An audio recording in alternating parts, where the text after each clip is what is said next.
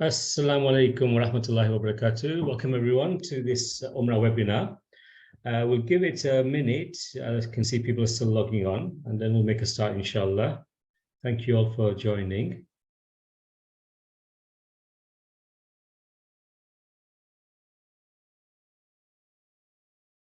Can I have a show of hands? Can you see the video? Can you hear me? Great, Jazakallah khair. Thank you.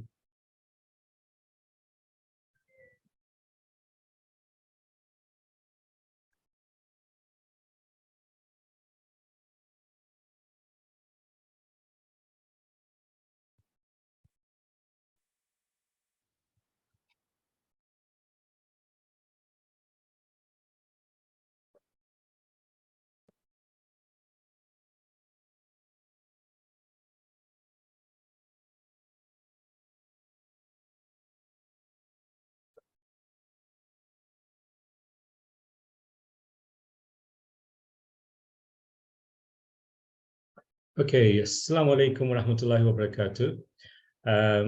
Bismillahir Rahmanir Rahim. Assalatu wassalamu ala Rasulillah. Welcome everyone to the Umrah webinar.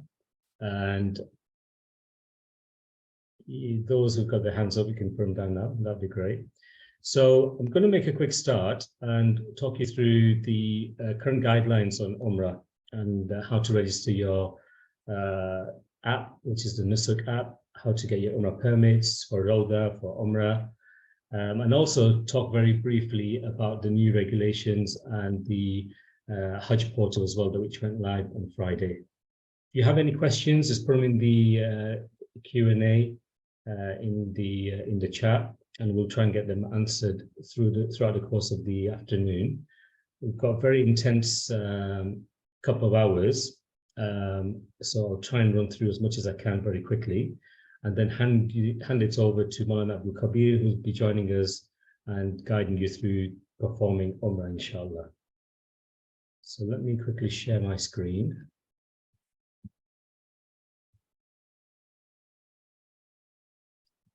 Sadly, we've got some issues with Zoom not being able to put up a full screen. So if I'm talking and the screen isn't moving, just somebody prompt me, please. Moulana, maybe you could do that, and we'll guide you through. So the agenda for this afternoon, we'll talk about pre-departure, the Nusuk app, the high-speed Haramain rail train, how to book your tickets there, a quick travel checklist, and the Hajj 2023 update. And then I'll hand you over to Moulana, who'll cover the Umrah training. So pre-departure, Umrah is now open to all Muslims aged 5 years and above. Although we've seen babies now also performing Umrah with their parents. Meningitis ACWI is mandatory if you're going on an Umrah visa. For those that are going on a tourist visa, there's not a requirement, so not to worry there.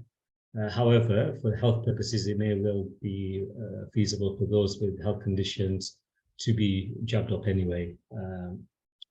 Visit your GP for existing medical conditions, and you're up to date with all of the vaccinations. And as of today, there's no requirements to have COVID vaccinations for entry for tourism or for Umrah. However, this is going to be slightly different for Hajj, which I'll cover later. For further updates, travel updates, you can always visit our website, cbhuk.org, and also look at the travel update, the latest travel update, which is of December, but we'll be updating that very soon as well. So visit our website, visit our social media regularly for updates. So one of the key questions we get asked is whether to go on an Umrah visa or an e-visa. And I'll talk you through the key differences at the moment. So an e-visa is now available within 10 minutes to 24 hours of applying online. And you can see the link there on the website. It's valid for 12 months, and you can stay up to 3 months, 90 days, with multiple entry. Whereas an Umrah visa is only valid for 90 days, and it's issued by an online travel agency, OTA, or an Umrah travel agent. There are some circumstances where you may want to go on an Umrah visa. For example, at present, there is limitations on bringing back Zamzam, for example, on a tourist visa. So if you're on a tourist visa going for Umrah, you can't bring Zamzam back, official Zamzam bottles. However, if you're on an Umrah visa, they're allowing that. We've already made representation, and so have other countries. And this is not a ruling by the Ministry of Hajj, by the way, or Nusuk. This is an internal civil aviation, what's known as GACA ruling. So they've applied this ruling, and I've just come back last week, and I was refused, my Zamzam allowance as well. So regrettably, not on the visa I was on. So inshallah, by the time you guys go, we're hoping that it would have been cleared and you'd be allowed to bring Zamzam back. But the best thing is to check at the airport.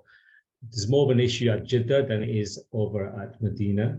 We're hearing that people who are going on tourist visa with Umrah are allowed to bring back Zamzam in certain circumstances, depending on the airline, but always check with the airline and at check-in.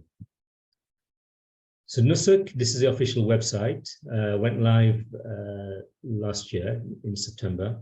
And for UK nationals, you have pretty much three options. You can go and get a visa online, e-visa. You can get visa on arrival or visa via a package, such as an Umrah package. Here, we're just giving you an example of those with a different visa type. So for example, those who have an Indian passport can only get visa on arrival or visa through a package. They can't get an e-visa, for example. If you are a foreign passport holder, depending on the criteria, and you can check that on the Nusuk website, you can also check on what's available for you to, and the type of visa that's available to you as well. The majority of people that are going for Umrah at the moment, we're seeing, are using a tourist visa with Umrah as an option. If you're going on an Umrah visa, as of the 3rd of December 2022, you have to upload your biometrics, and that's done via this app called the Saudi Visa Bio app. And that was made applicable to these 5 countries here, including the UK. So the Nusuk app. If you've not already downloaded, you can do that after the webinar on the Google App Store or Google Apps or the App Store. Nusuk was officially launched for the UK at our Umrah Plus Connect event in November of last year, where His Excellency Dr. Tawfiq Arabia, the Minister of Hajj, attended. So we have good relations at present with the ministry to feed back issues and try and streamline services that are being offered for British pilgrims as well as pilgrims from all around the world. And the Nusuk app will only work if you have a visa. So if you've applied for a visa, an e-visa, and you've got the visa number, then you'll be able to register and book your slots before you arrive into the kingdom. If you're thinking of a visa on arrival, then you'll have to register Nusuk app when you arrive into Saudi Arabia, in addition to adding any companions as such. Previously, Nusuk was known as the Itimarna app, so sometimes people do refer it to as Itimarna.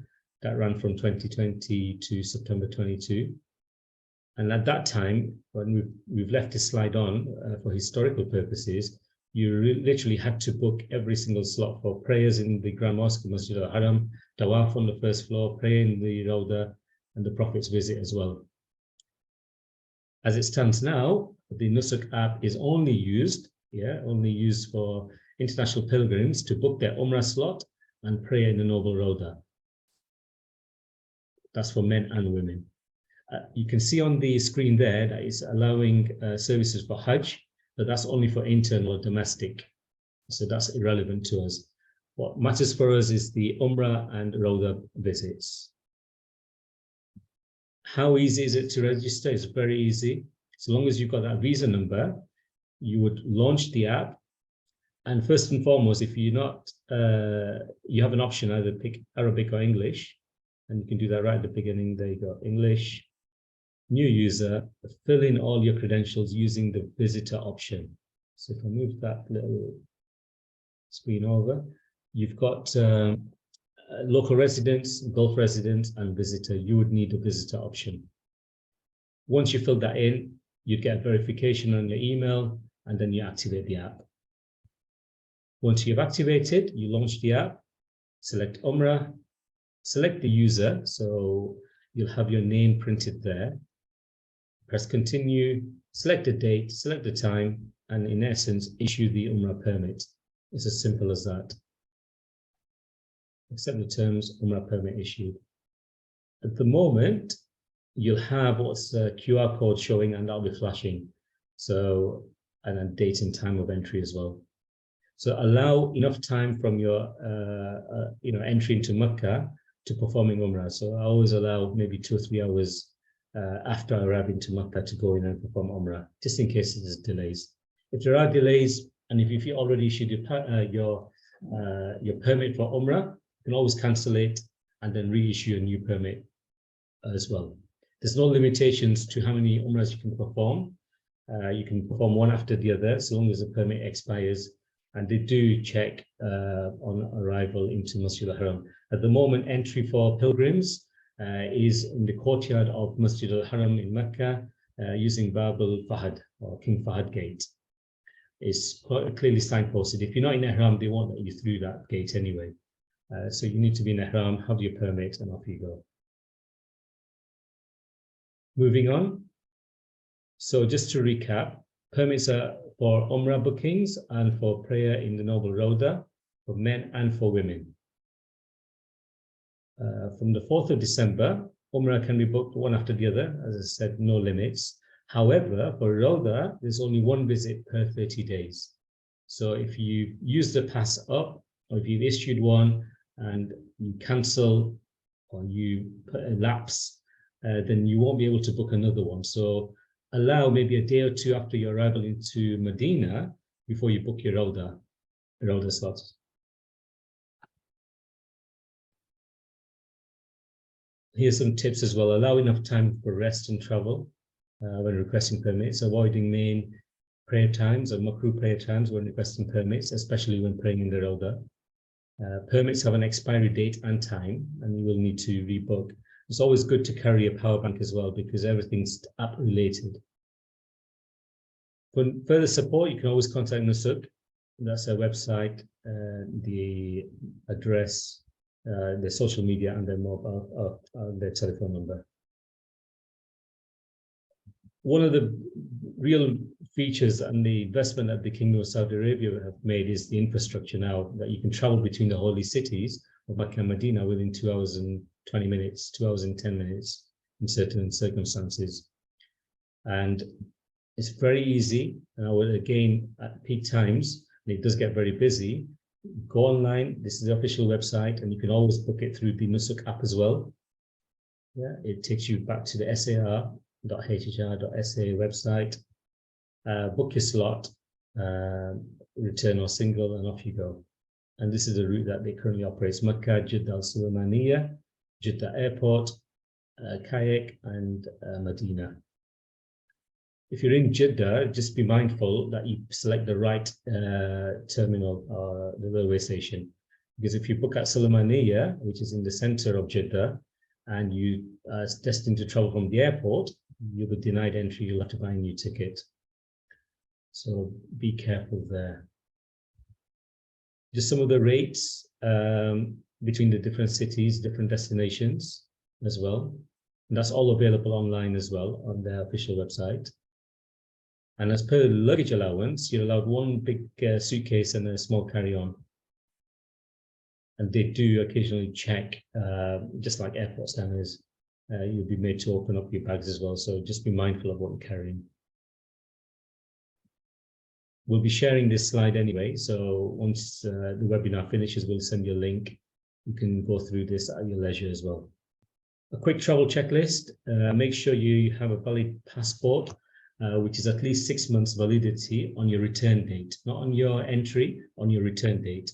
Have your e-visa, Umrah visa, your e-ticket, airline ticket, boarding passes. What I find useful is now to upload a lot of these documents to the cloud or your G Drive, or share it with friends and family as well. So you may need to retrieve things on the fly, you've got access to it as well. If you're on medication, carry enough for the duration of your travel plus extra. We've had cases where baggage has been delayed, so you don't want to run into problems. If you're on prescribed drugs, medications, make sure you've got a doctor's letter as well. It's always good to just maybe visit the dentist as well, so you don't want to get into, if you've got issues, you know, a wobbly tooth or whatever, make sure you've been seen to beforehand. Always follow the government travel advice that's available on the website there at the FCD or travel advice. They do recommend that you do take out appropriate travel insurance, and it just cover your travel as well. Most people are now booking their flights separately to their hotels. So previously, you would have been afforded what was the ATOL protection if you were booking a package. If you're doing it alone, then make sure you've got travel insurance in play. If you're going through a tour operator, then you can request the ATOL certificate, which gives you financial protection. Just want to quickly talk about Hajj 2023. This Friday, or it's Friday gone, the official Nusuk Hajj platform was launched for you to register your interest for Hajj 2023 and receive updates. At this moment in time, it doesn't guarantee you a Hajj slot. So if you're thinking about going for Hajj, it's just a mere expression of interest. You upload your passport, your details, and it allows you to create groupings for your companions, your family members as well in a single registration.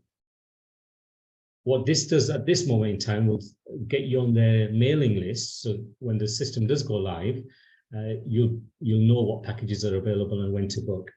Unlike previous or the last year, this system is now endorsed and backed by the government of Saudi Arabia, the Ministry of Hajj. So the Nusuk Hajj platform portal is being run by the Ministry of Hajj, which gives you the added assurance that any issues that there were last year, or the assurances they've given us, that they've ironed out. And inshallah, you'll have a very good experience. So this is what the official website looks like. And unlike the app, the Hajj registration actually takes place online. So you'll need to actually go on the website, and we'll share the details again on the slides as well. And in 4 easy steps, you create your account, complete your pilgrim profile, manage and add your companions, and subscribe to receive updates. That's your initial phase. I did this and it took me maybe about 5 minutes. So it is pretty straightforward. The only thing I would say is make sure you've got your passport to hand, you've got digital copies of your photo, similar like a passport photo, and it has to be less than 18 kilobytes. So it can be a bit fiddly, but there's enough apps online that you can go and reduce file size and everything. So as you navigate through, it'll just make it a little bit easier for you. There's a whole handy how-to guide on the website itself as well. So if you can see at the top header there, you've got home, health requirements, FAQ, media. It's very useful, and it pretty much guides you through the whole registration process. So if you or your family or friends wanting to go for Hajj, this is where you want to point them to.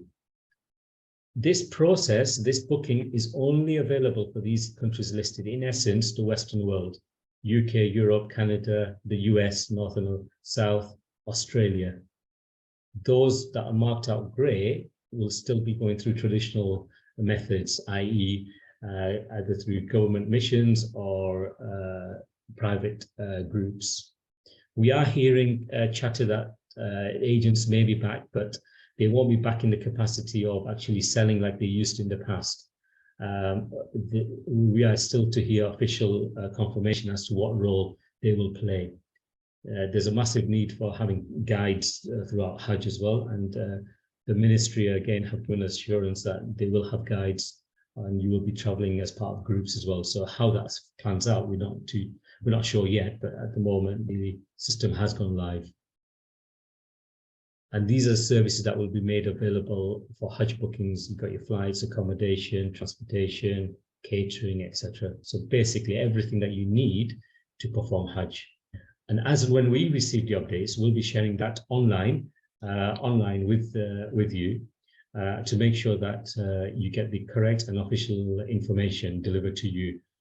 So one thing I would strongly urge you is not to rely on forwarded WhatsApp and social media messages and then saying, oh, is this true? We get a lot of that. Follow official websites and official accounts. A couple of things to consider, that the packages will be offered directly by the Ministry of Hajj portal, through the Nusuk Hajj portal. These packages may not necessarily benefit from the actual scheme, which is the UK Civil Aviation scheme, which offers financial protection if the tour operator goes bust. But the chances of the government going bust is very, very slim. If anything, it's not.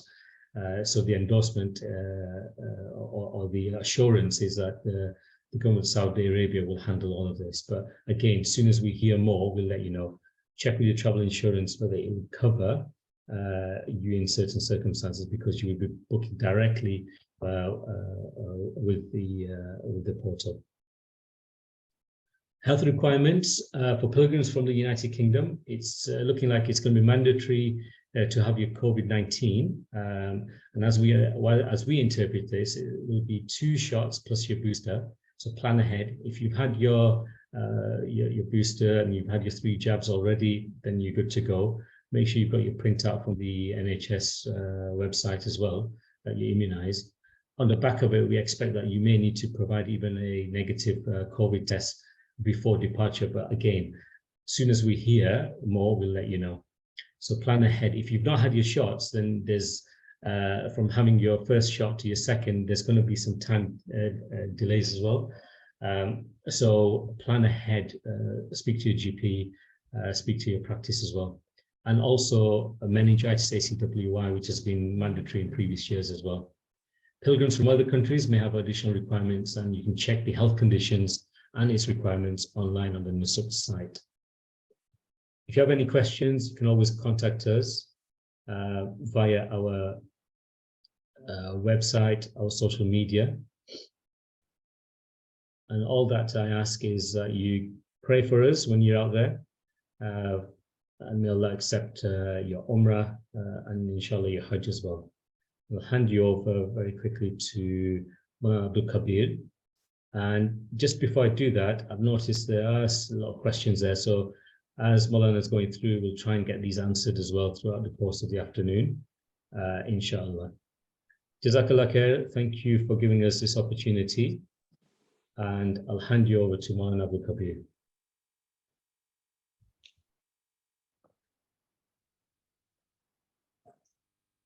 بسم الله الرحمن الرحيم الحمد لله وكفى وسلام على عباده الذين اصطفى أما بعد فيقول الله تبارك وتعالى إن أول بيت وضع للناس للذي ببكة مباركا وهدى للعالمين فيه آيات بينات مقام إبراهيم ومن دخله كان آمنا ولله على الناس حج البيت من استطاع إليه سبيلا ومن كفر فإن الله غني عن العالمين.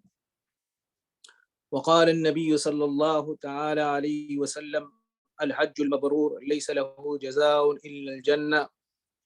فصدق الله مولانا العظيم وصدق رسوله النبي الأمي الكريم ونحن على ما قال ربنا من الشاهدين والشاكرين والحمد لله رب العالمين.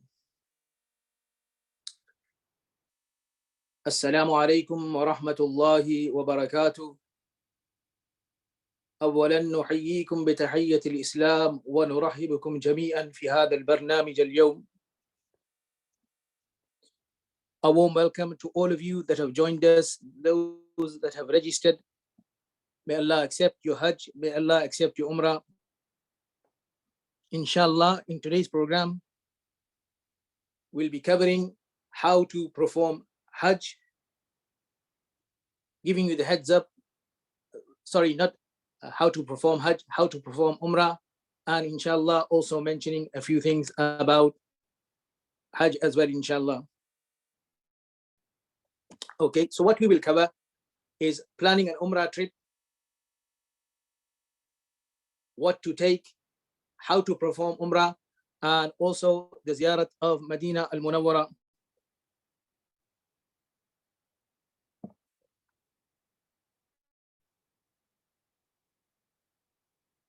Okay, please feel free to make notes. There's a lot to cover, and a lot to remember. So what are the aims and objectives of this program? To advise you on what to take for Umrah, help you plan your Umrah trip, simplify your Umrah and Ziyarat of Medina al-Munawwara, and to give those that are going for Hajj a head start, and to hopefully enrich your Hajj and Umrah experience, and hopefully make it a memorable one. So what we will cover: planning an Umrah trip, packing for Umrah, how to perform Umrah, and also the Ziyarat of Medina al-Munawwara. One of the virtues, the Prophet sallallahu alaihi wasallam, he mentioned, العمرة إلى العمرة كفارة لما بينهما والحج المبرور ليس له جزاء إلا الجنة. The performance of Umrah is an expiation for the sins committed between it and the previous one, and the reward of Hajj Mabrur. Hajj Mabrur is that Hajj that is accepted by Allah subhanahu wa ta'ala, is nothing but paradise. What I would recommend, I am aware that many people are going for Umrah next month. Also, if you're planning for Hajj, I would highly recommend this book. It's a woman's guide to Hajj and Umrah by Mufti Muhammad Farooq Saab from Blackburn. It costs roughly $11.99, and you can purchase it online. I would highly recommend reading this and go through it. When you're going through the book, please sit with pen and paper, or pen. And the reason why I say this, because you'll have company and you need someone to help you and give you a company, which is important. The most important thing is study well. Last year, I was on many groups, and I can understand because of the situation, things changed, there were new things, and people were waiting for the visas, the packages, etc. But I always say this: if I was going for Hajj next year, then this year from Hajj, I will start preparing. So what can you do? Fadaili Hajj, go through the previous Hajj webinars that are on the website. If you go onto YouTube and type in CBHUK, then the previous webinars are there. Go through them, make notes. Why I'm saying making notes, I'll explain later on. Go through a little bit at a time. Usually when people plan and intend to go for Hajj or Umrah, the first thing they say when they meet me, said, Moulana, we need help. We're going for Hajj and you need to teach us all the du'as. So it's not all about the du'as. It's a lot simpler than you think. Yes, there is terminology that you may not understand, but make a note of what you don't understand. We are here for you. And I'll mention about we are here for you a little later on in the program. Read the virtues of Hajj. Read a few pages each night before you go to sleep, or allocate a certain time in the day that when you read a few pages, because even if it's a massive book, you'll cover it. As they say, even a journey of 1,000 miles starts with a single step. So don't let the terminology put you off. We are here for you. Don't let the length of the books put you off. Do it a little bit at a time. The more you plan, the more you put into it, the more you put into your Hajj preparations and your Umrah preparations, the more you will get out of it. That was in English, and that's for sisters. This is by Moulana Mu'inuddin Saab, and so far it's the best book I've seen in Urdu. And right from my first Umrah and my Hajj, I always have this book with me. And alhamdulillah, in the last 22, 23 years of answering questions, 97, 98% of the answers of the questions are found in this book. It just costs £1.52. So if you're spending thousands for your Hajj packages, this is a small investment. So I would purchase this. I will start reading this and making notes. There is an English version to this. it's on one of the Hajj resources portals. I can share the link with Rashid by later on. This was written quite some time ago, but it was written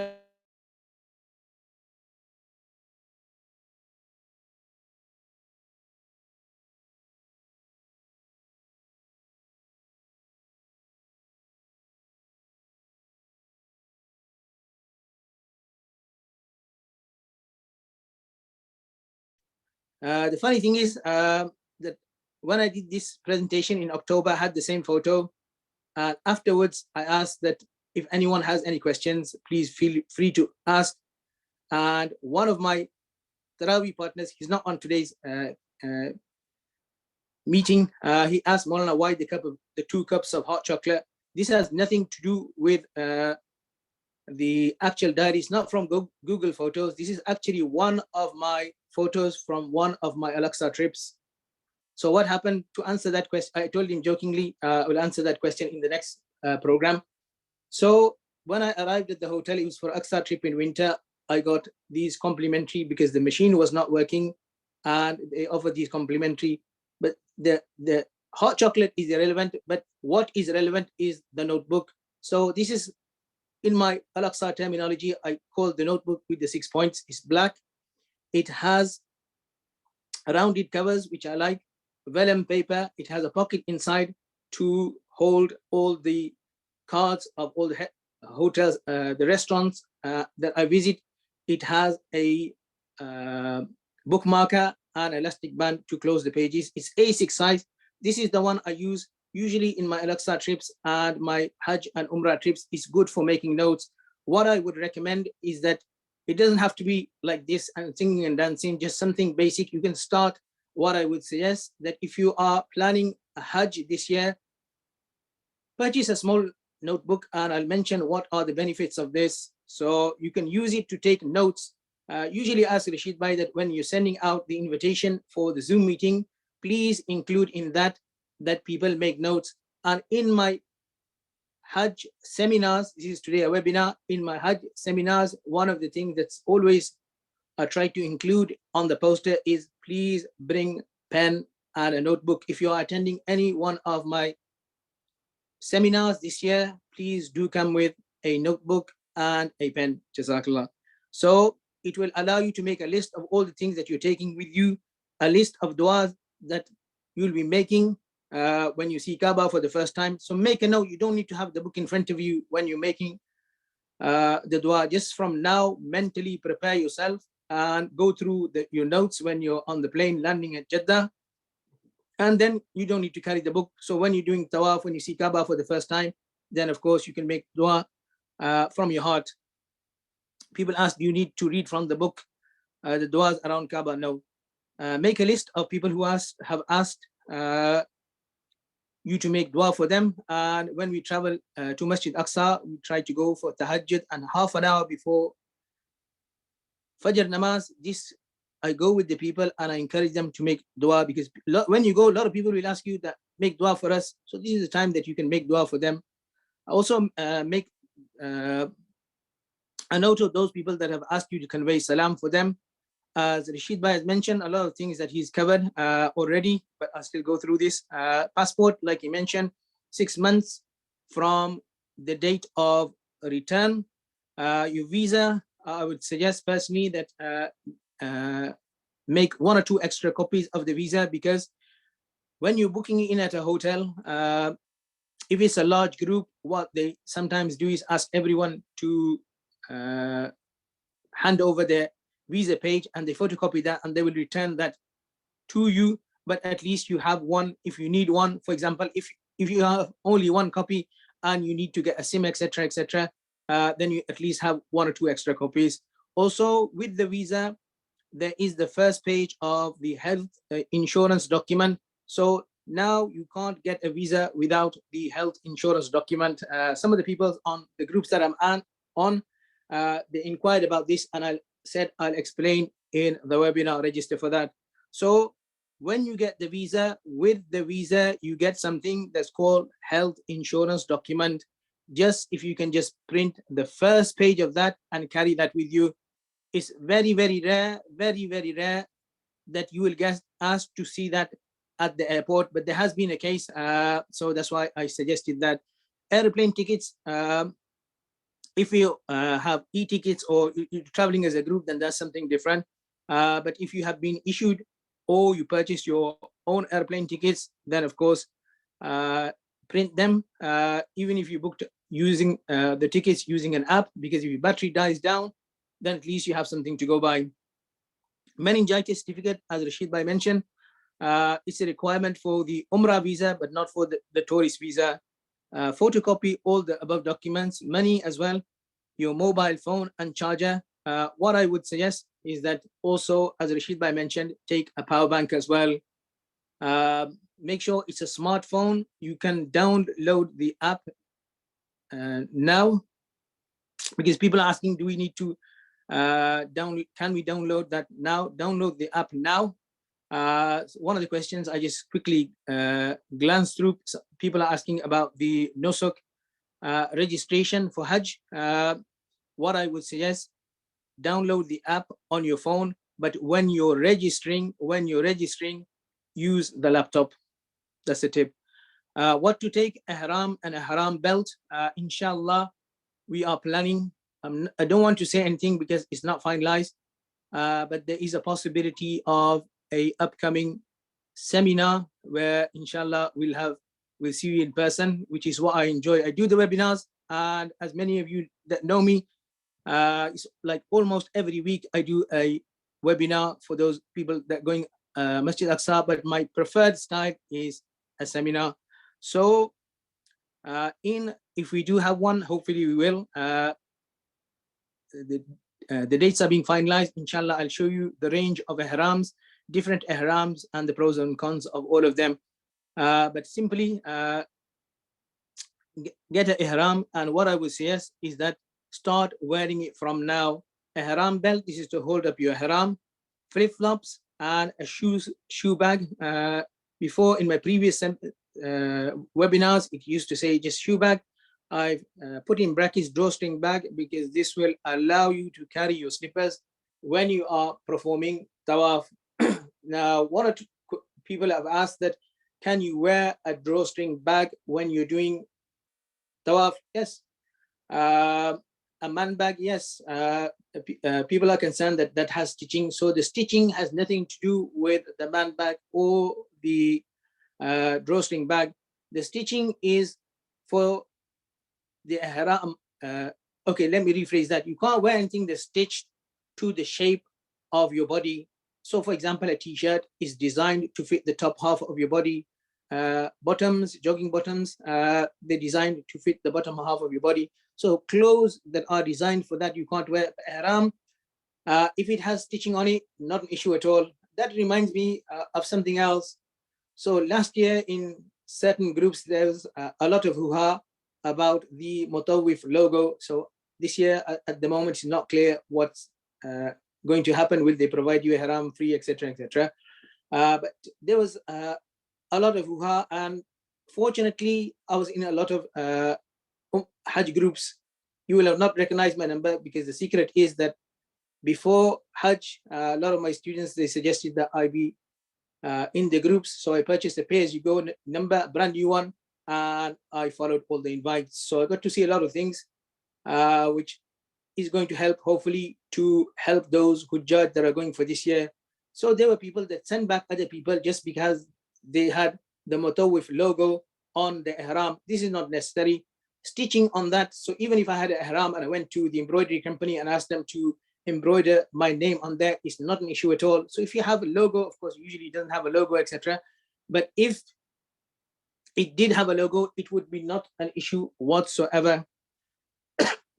Comfortable footwear to wear when not in the state of ihram. In the state of ihram, you'll be wearing the flip-flops. This is for the males, not for the females. The females can wear anything. So long, and what I would recommend is that they wear something that's comfortable. Now, so far as clothes are concerned, the weather is warm. In my previous ones, it used to say the weather is hot. So prepare accordingly. Now, at the moment, of course, it's winter here in the UK. It's winter in Saudi Arabia as well. What I would suggest is take a warm top for the mornings until about 10 o'clock, 10, 11, until the sun comes out. It can be a little bit cool. So it's not freezing, but it can be a little bit cool. So you can take a top, a jumper, a cardigan, etc. Also, one other thing I want to touch upon, because it's winter and next month they're expecting maybe the breeze from the east, hopefully not. But if you are traveling to the airport and you're finding it cold, etc. So if you have a spare ihram, the top bit, you can wrap yourself with the top bit. So that's to keep you warm. You can't wear a jumper underneath your ihram, or you can't wear like thermals, etc. But you can, if just wrap yourself around. So the top bit you'll have two layers of. So that's just a tip. Cooling mist bottles. In the last one, I think I took this out. I'll explain what they are. But if you're going for Hajj, these are very, very, very beneficial. Your toiletries in Saudi Arabia, you can get everything. But of course, if you take everything from beforehand, it will save you running around and looking for things.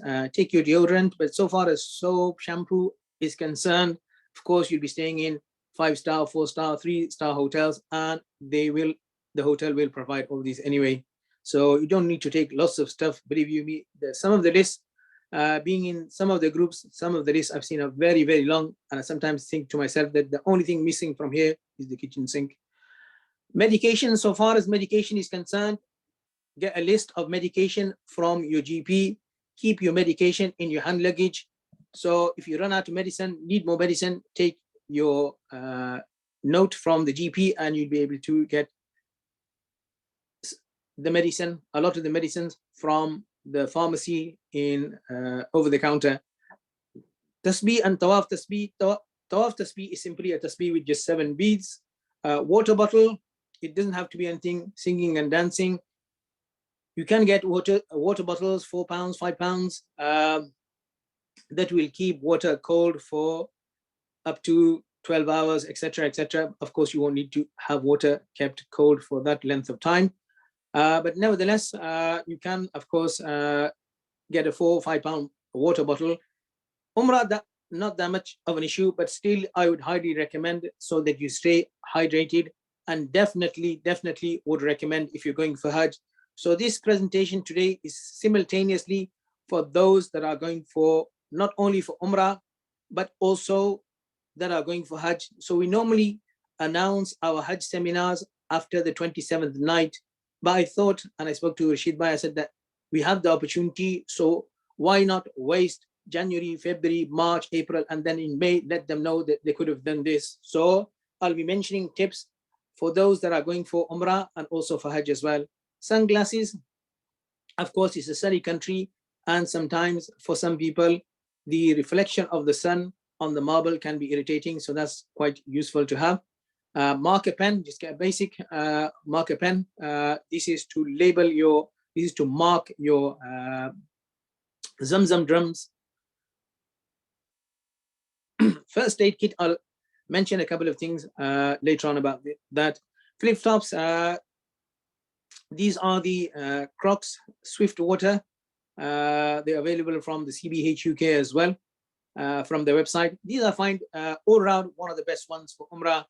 The light, the rugged, the robust. So you can get from supermarkets and certain shops, 3-4 pound job. But what happens if the toe post, if that comes out, then you're not going to have a much of a pleasant walk. So these are found and I've used, I've tried.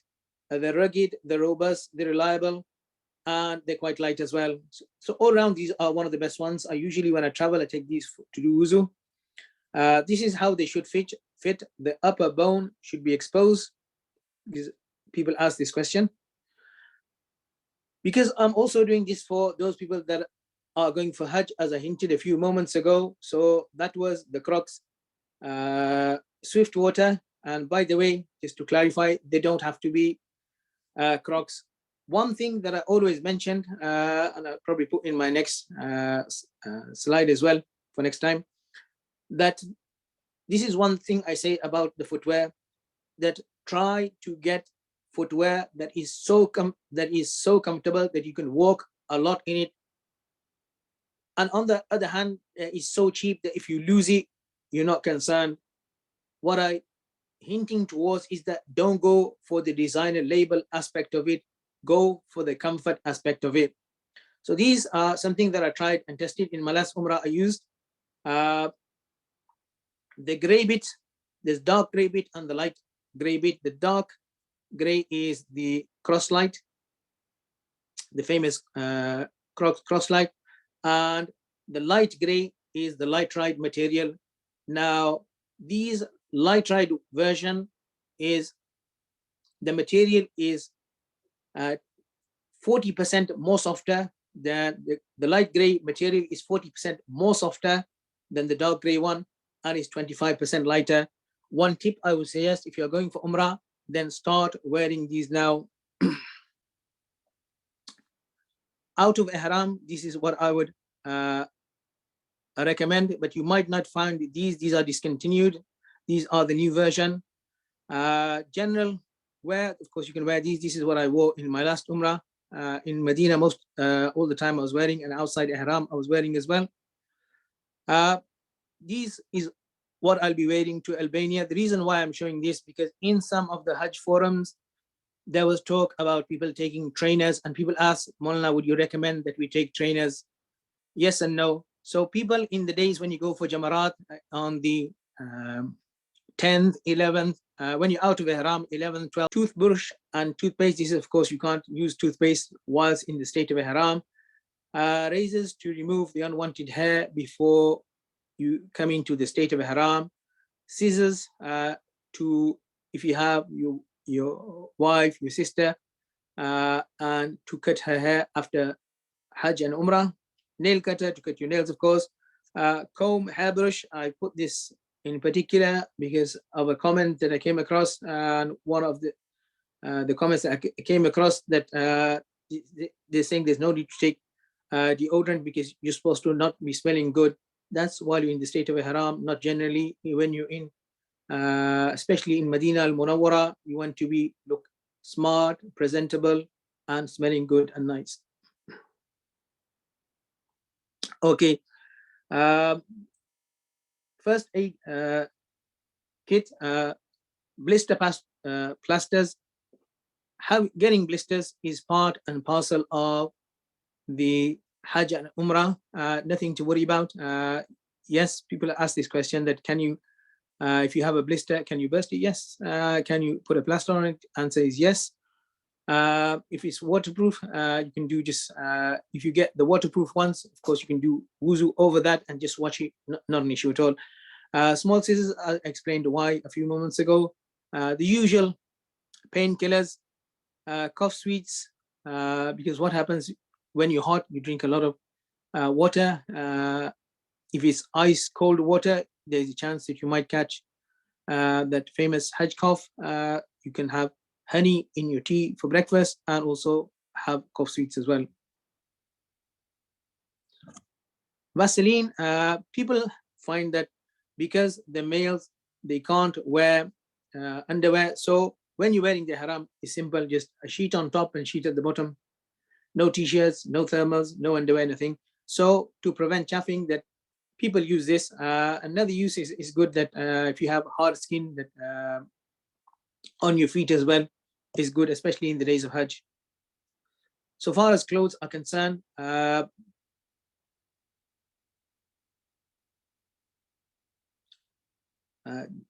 jubba, loose bottoms, shalwar kameez is good, cotton t-shirts, hoodie, jumper, top, shawl, as I mentioned, for winter.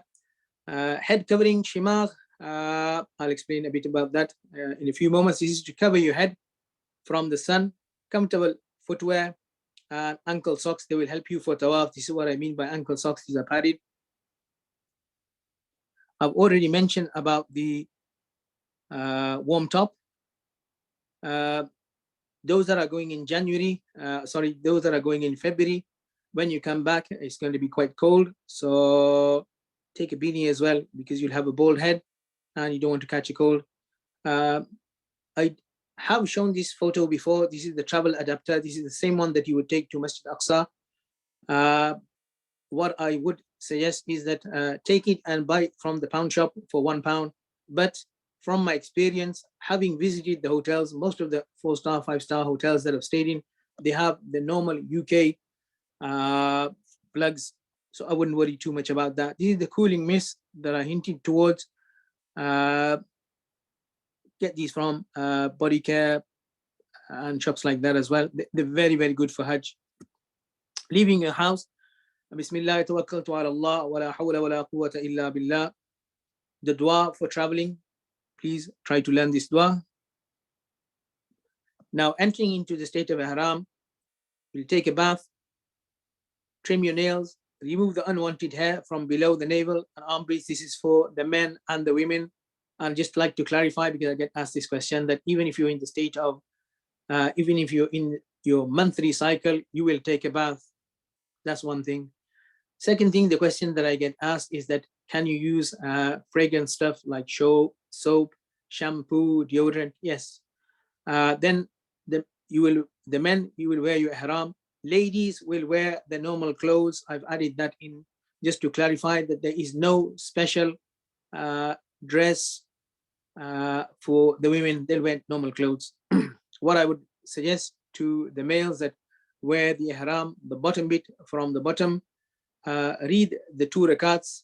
In the first rakat, you read Qul ya ayyuhal kafirun after Surah Fatiha, and in the second rakat, you will read Surah Al-Ikhlas, Qul huwallahu ahad.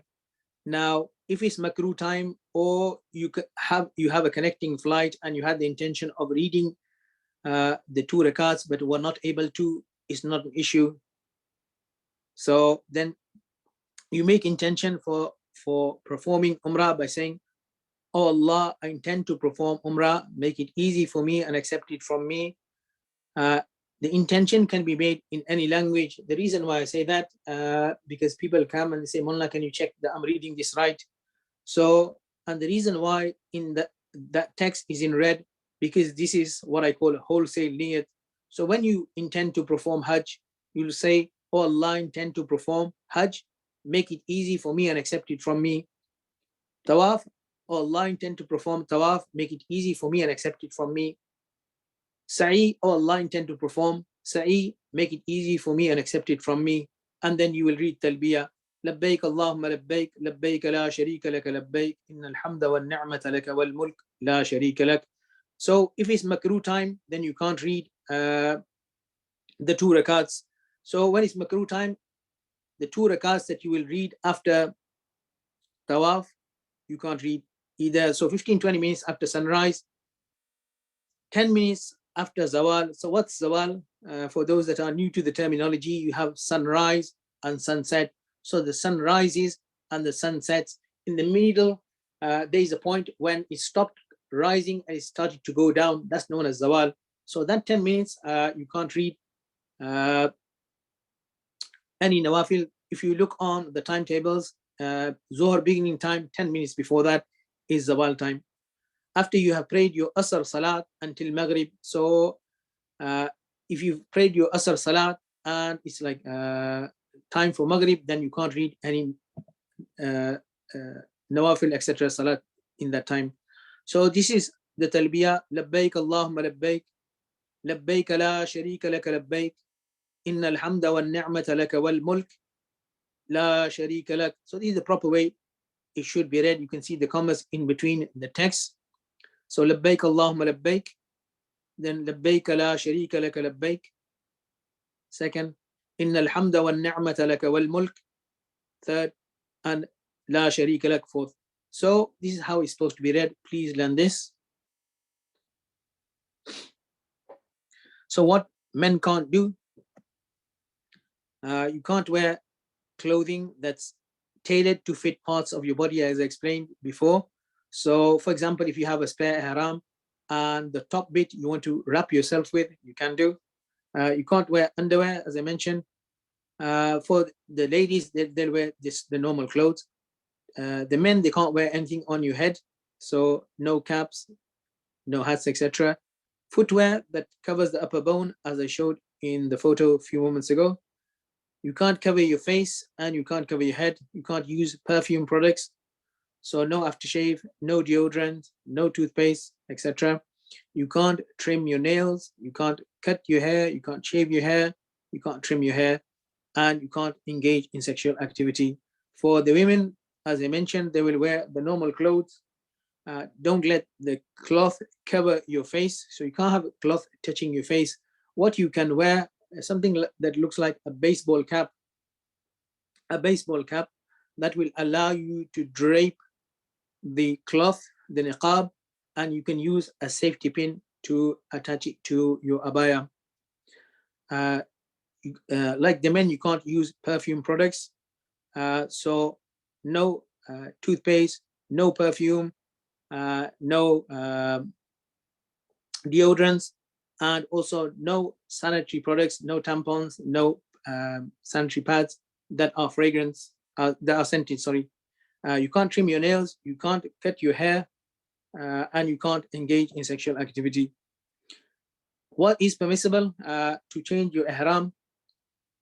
So if somebody had a wet dream, you simply just remove the ihram and change it. It doesn't break your ihram. This is a question that I've been asked. So you went from here, you were tired, you went to sleep in Mecca before you did your ihram, and then you had a wet dream. So if you have a spare one, just change into that, or just wash that part with soap that's non-fragrance and just wear that, because hot country dries very quickly. You can wear a ihram belt, you can carry a drawstring bag, you can carry a man bag. Now, on the subject of man bag, that's because now you need an app. You need to have downloaded the apps and books, etc., for the ziyarat, the rawda, and also for Umrah as well. So you need to take your phone, but be careful. One thing to mention, that only when you're going for tawaf, only take that amount of cash that will suffice you for your cutting or trimming or shaving of your hair. What I'm hinting towards is, don't take lots of cash. The cash that you brought for shopping, if you're staying with your family in your room, put that in a suitcase and lock it. If you're staying with strangers, then usually the hotels now, the 5-star hotels, they have safes. You can also hand it in at the reception and get a receipt as well in a lot of the hotels. But don't take lots of cash when you are doing tawaf. You can wear a watch. And like Rashid mentioned as well, it may be handy to carry a power bank as well. You can wear a watch. You can wear glasses, sunglasses, contact lenses, hearing aid, and you can also use an umbrella for shade. Where the ihram from? So if you're traveling, so either you'll have a direct flight or a non-direct flight. So if you're traveling direct, you can wear everything from home. You can wear everything from home, or if you want, you can wear at least the bottom bit from home. I wouldn't recommend tying the ihram on the plane. In Saudi Airlines, you have a small space. It's not a massive place. Just think about it. If you have 300 people on your flight and they all want to read or they want to change there in that place, is going to be difficult.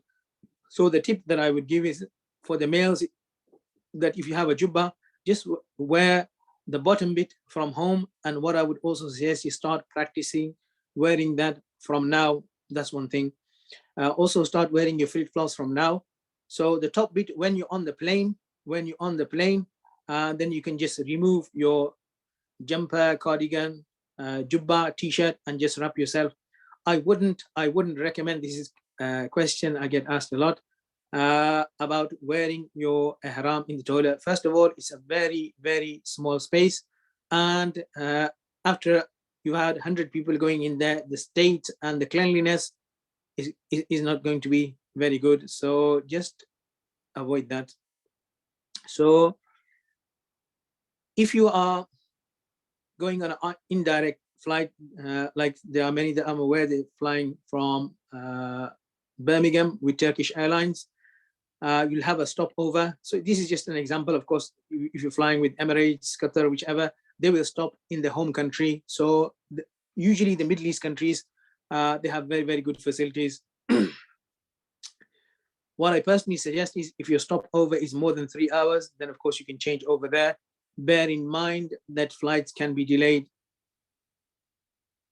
So you'll need to be in the state of Ihram before you cross the miqat. Usually a lot of the Middle East countries, the airlines, they announce that, especially if you're flying with an airline like Saudi. But just to be on the safe side, what I would suggest is 2 hours before you land, be in the state of Ihram, make sure that you've read your 2 rakats and make intention and read talbiyah. Once you've worn the Ihram, read the 2 rakats, made the intention and read talbiyah, you're in the state of Ihram. If for some reason you are not able to read the 2 rakats, then that's not issue. Still, by making intention and reading the talbiyah, you will become in the state of Ihram. After that, all these things that you're not allowed to do in the state of Ihram, you won't be able to do. So this is Istanbul airport, the new one. It's well signposted, if I remember rightly. It's by gate F10, F9 and 10. You go downstairs, the escalators, they have very good facilities, mashallah. Also Dubai airport, they have very good facilities there as well. So this is just one of the changing rooms. It looks like a gym or swimming pool changing room, something very basic, but it's clean and the facilities are good. This is the wuzu khana there. So somebody asked me yesterday as well. So about the procedure, what you do when you arrive, you do wuzu, change into your ihram, read the 2 rakats. This is the prayer facilities, mashallah, very good, very spacious. On the plane, don't use refreshing towels, don't use scented tissues, don't use soap, lotion that's available in the bathrooms. When I say scented towels, this is what I mean. This is what you get with your lunch. Arrive at Al Jeddah airport. When you arrive, exchange money. You can purchase a Saudi SIM card, of course, which you will need. If you purchase a Saudi SIM card from there, then you're already good to go when you arrive in Mecca, that you're not looking around for a Saudi SIM. What I would suggest is the Nusuk app, etc. Do all your registration, setting up from here. You just change your SIM. You have a Saudi SIM that will not affect your Nusuk app and your slot, etc. Make sure when you arrive at Jeddah airport, of course, if you exchange the money, then you can buy some snacks, you can buy some water as well. Make sure that you see your luggage yourself loaded on the coach, especially in the days of Hajj, because only you know how many pieces of luggage you are and what your suitcase looks like. Also label your suitcase as well. On the way to Mecca, you might stop at a service station for a break. If you have already Saudi riyals, this will allow you to buy drinks and snacks as well. Sometimes there can be a lot of coaches that park up and they look similar. Remember your coach as well. So usually what I do if I'm traveling with the group, what we've done in the past, I remember one of the sisters, she had a Woolworth bag. I asked for something that we can put on the side mirror or in the front windscreen. And I remember back in the days, there was once somebody had a Woolworth bag, somebody had Lidl bag. The point I'm trying to make is something that you'll be able to identify your coach easily with. Arrival at the hotel in Mecca. When you arrive, it's very important that you take the hotel address card, which is known as Bitaqatul Unwan in Arabic, and give every single person one of these cards, even if it's an elderly person or even if it's a child.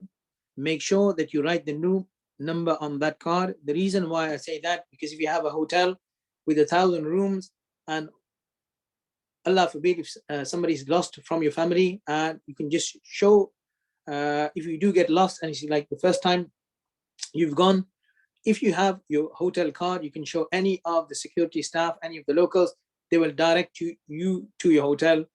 But if you arrive at the hotel and you don't know what room you're staying in, So of course, they're not going to knock on all the rooms and find out the way you're staying. So this is one tip. Don't use soap in the bathroom unless it's fragrance free. You can't use toothpaste, etc. as well. However, you can use miswak. Another question that's quite common is that can you cover your feet with a blanket or quilt while sleeping? And says yes. Leaving the hotel for Masjid al-Haram, when you leave, take your hotel card with you, your shoe bag with you, tawaf tasbih with you, and money to pay for your haircut. Don't take lots of money. When you're going for tawaf, leave that in the hotel, as I mentioned.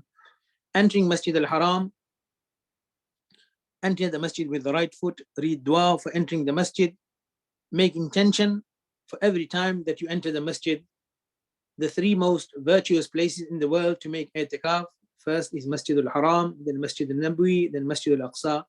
So if you are going, make intention from today that every time you enter your local masjid, you will make niyat of i'tikaf. So you are in the habit of making i'tikaf, niyat of i'tikaf when you arrive in the blessed lands, in these blessed places. So far as niyat of i'tikaf is concerned, the intention of i'tikaf is concerned, you can make in any language and make dua and sing Kaaba for the first time. This is a place where dua is accepted. Now I'm just going to move away from that Hajj and Umrah just for a few moments, and I'll explain why. So what does the Kaaba and Masjid Aqsa have in common? I'm not going to spend much time on this. They're both built by Hazrat Adam. These are the two masjids mentioned in the Quran. These are the only two masjids mentioned in the Quran. Now, the original design of both of the masjid is exactly the same. That's what I wanted to show you in the slides. I'll explain in a moment. The shape of them was exactly the same until the Kaaba was renovated at the time of the Prophet ﷺ when he was 35 years old. What does that mean? And why I'm explaining this, I'll explain in a few moments. Hazrat Adam ﷺ was the first person that came on the earth. He built both of the masjids, Masjid al-Haram and Masjid al-Aqsa. The design is exactly the same. That's the most fascinating thing. So what's exactly fascinating and why I'm mentioning this? So if you look at this angle C here and this angle C, so if that's 85 degrees here, it's 85 degrees here. Whatever B is here, the exact angle. Now the shape of the Kaaba and the shape of Masjid al-Aqsa is not a rectangle, it's an irregular rectangle. Hazrat Adam ﷺ was the first person to come on the surface of the earth. He built that. After that, thousands of prophets came. The shape remained exactly the same. Now on this, how do we know that the angles are exactly the same? Because at the time of Hajjaj bin Yusuf and Abdullah bin Zubair, there was someone who was known as Imam al-Azraqi. He wrote Akhbaru Makkah wa ma ja fiha min al-Asar. His book is available now, even now in Saudi. And he took the measurements. What happened? The Kaaba had to be renovated at the time of Hajjaj bin Yusuf, and they dug to the foundations. And Imam al-Azraqi, his name was Muhammad ibn Abdullah, the same name as our beloved Prophet sallallahu alaihi wasallam. He made a note of the angles, and he mentioned that in the book today. Dr. Haitham Rathroot, a couple of years ago, he wrote a book that's over 720 pages. You can see that for free. There's a link, I'll maybe share, and you can see that book for absolutely free of charge. Now, why I'm mentioning this, couple of reasons, because those of you that were there at the expo, Hajj Expo this year, there was a couple of things that were discussed: the logistics, the accommodation, the catering, the experience. Sheikh Sudais, when he started, he mentioned the enrichment of the experience, the honor of serving the Hujjat, and he set out the stage and he set out the guidelines of what the Hujjaj can expect this year. And there was one thing that I want to highlight is that engineer Muhandis Abdullah, he also gave a talk, and he mentioned about the exhibitions that the Saudis are promoting, spending a lot of money. What was fascinating is that he explained that when you go, and I would encourage you to see these exhibitions, that they're spending a lot of money and they're promoting as well. But how they're mapping this all out is they're using technologies like drone technology, night vision, etc., to recreate things like the Tariq al-Hijrah. The most fascinating thing is that just in the four walls of Masjid al-Aqsa, there are 200 things to see. So usually, Rashid Bhai asked, Moulana, can you mention a few things historically? And so I thought that choose something different for each time. So that's one of the reasons why I'm mentioning this, because they are promoting the heritage, etc. So that's one thing. So those that have been or those that are going to go will say that, wow, Moulana, we didn't see the Kaaba rectangle. Okay, I'll explain. So from that day that Hazrat Adam والسلام, built the Kaaba, right at the time of every single prophet, it was this shape. When the Prophet ﷺ was 35 years old, the shape was changed. Why? Because you've heard the famous story that when the Quraysh, they gathered the wealth together, there was not enough halal mal. So what they decided to do was shorten it. So that's where you get the cube. And inshallah, in the next presentation, I will highlight that which part of the Kaaba was appointed to which tribe of the Quraysh to renovate.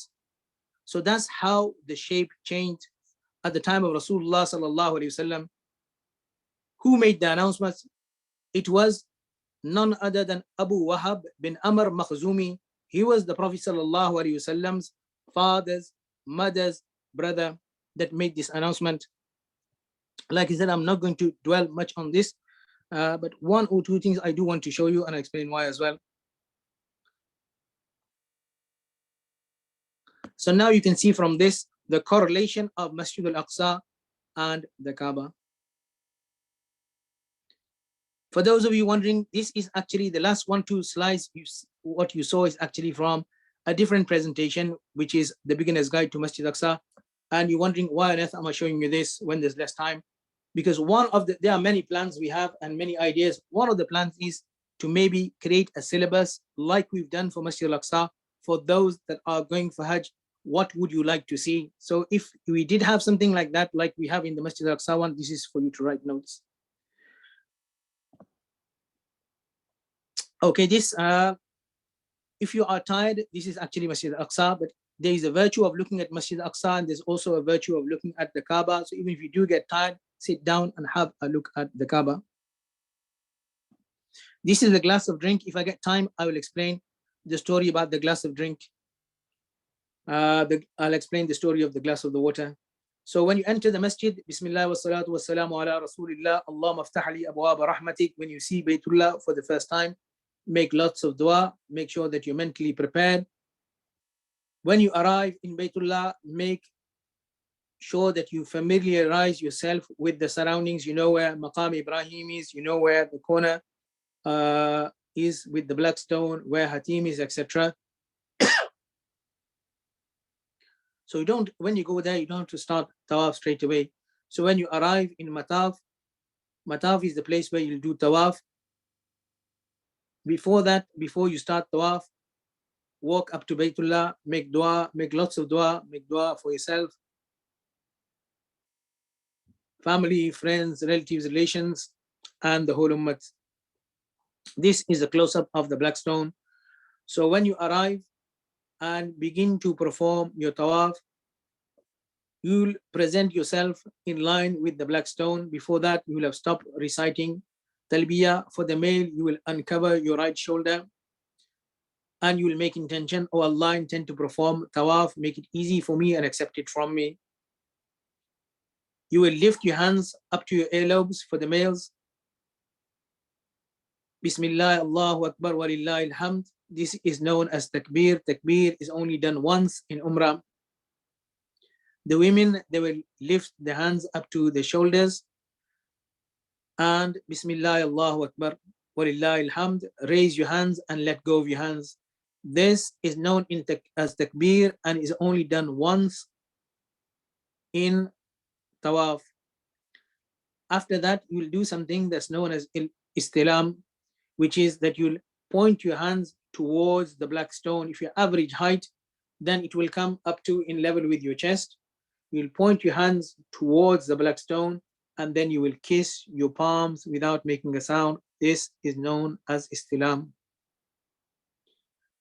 So the men, they will have the right shoulder uncovered. This is known as istiba. So let me recap. I'm just going to recap just to make sure that everything is being explained clearly. So you'll wear your ihram at home, or at least the bottom bit. If you're transiting, if you have a flight to catch, then of course at the stopover you can change there, etc. When you arrive in Mecca, you can rest if need be. It's mustahab to do the Umrah straight away, but you don't have to. When you come to Baytullah, make niyat of i'tikaf. When you see the Kaaba for the first time, make dua. After that, make intention for tawaf. Uncover your right shoulder. Come to the black line. Do the takbir, which is lifting your hands either to your earlobes or your shoulders and saying Bismillah, Allahu Akbar, Walillahi alhamd. And then after that, doing istilam, which is pointing your hands towards the black stone and kissing the palm of your hands without making a sound. Now you will start tawaf. You will do 7 rounds. Now in this diagram, you can see where the black stone is. You'll go anti-clockwise. So you'll pass the Iraqi corner, the Shami corner, the Yamani corner. While you are passing these 3 sides, you can make dua. You will make dua, and you can make dua in any language. It doesn't have to be from a book, word for word. The best duas are the duas that are from your heart. So mentally prepare yourself. What I mean by mentally prepare yourself is one thing that I do. It's just a tip I'd like to share with you. If I have a connecting flight, then the second half of the flight, I think to myself and I go through my notes what duas I'll be making. So when I'm at Baytullah, it's not just a quick Rabbana atina fid dunya and just Bob's your uncle. So if you are there, Allah has invited you and given you that opportunity. Make use of that opportunity. Rukni Yamani, the Yamani corner, as you can see in the diagram, from there is Sunnah until the black stone to read the dua. ربنا آتنا في الدنيا حسنة وفي الآخرة حسنة وقنا عذاب النار. And it's mentioned in Hadith. اللهم إنا نسألك العفو والعافية في الدنيا والآخرة ربنا آتنا في الدنيا حسنة وفي الآخرة حسنة وقنا عذاب النار. It's mentioned in Hadith. وكل به 70 ملكا. There are 70 angels that say Ameen to the dua of that person who makes dua there. So in line with the black stone are the green lights that you can see here. What I would also suggest before you start tawaf, choose a meeting place with your friends and family. So if you do get separated, you can say that I'll meet you here by the green light or any other location that you choose. Stop reciting your talbiyah, uncover your right shoulder. The men will have the right shoulder uncovered all through 7 rounds. The women, of course, they will be wearing the normal clothes. They don't need to do anything different. That's one thing. In the first 3 rounds, the men will jog if the situation allows. When I say situation allows, what I mean by that is in Hajj, it can be busy. When you have 3 million people there, you're going to be just struggling to move, let alone jogging. So you'll walk at a fast pace for the first 3 rounds. That's for the men. If you forget to do that in the first round, you will do that in the second and third rounds. If you forget that in the first 2 rounds, then you'll do that in the third round. So you've made your intention, oh Allah, intend to perform tawaf, make it easy for me and accept it from me. You've said your takbir, you'll do istilam. So every time you come back to where the black stone is, you will do istilam, which is simply facing your hands towards the Baytullah, not Baytullah, the black stone, and then kissing your palms without making a sound. Ramal is first 3 only, and that's for the men only. So you can make dua in any language. Okay. So you'll do istilam in every single round. And in the last round, you'll do 2 istilam, 1 at the beginning, 1 at the end. So in total, by that time that you complete the tawaf, you will have done 8 istilam. If your wuzu breaks, if you have done over 4 rounds, then it is If you've done 4 rounds or more, so you're on the 5th one, you'll go do wuzu, come back, and you start your 5th one from the beginning. If it's less than 4, then it's better to start from 0, then you start from beginning. If you forget how many rounds that you've done, so for example, you're not too sure whether you're on the 3rd or 4th, then you'll do what is known in the terminology of Salat Binaur al-Aqal, that if it's you have doubt between 4 and 3, then you'll go for the lower number. So 3, you'll assume is 3, just to be on the safe side. If Azan starts, then you'll carry on doing Tawaf until the Jamaat starts, and then you'll read your Salat first with the congregation, and then you'll carry on from where you left over. Once you complete the Tawaf, you'll cover your right shoulder. This is a close-up of Rukn Yamani, and at this point, I'd like to take this opportunity to thank all of those people that have shared their photos with me for me to produce this presentation. May Allah reward you. May Allah take you for Hajj and Umrah many times.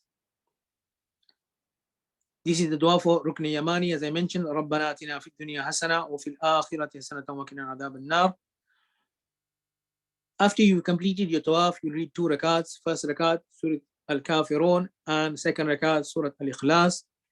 After these 2 rakats, make dua. This is the time that dua is accepted. These 2 rakats are wajib. This is a common question. Even if it's a nafil tawaf. So after you've done your umrah, first umrah, and you just want to do nafil tawaf, you can do so. You'll do in your normal clothes. But every single tawaf that you do, tawaf, by the way, is 7 rounds. 7 rounds is 1 tawaf. 1 circuit is known as shawt, the plural is ashwat.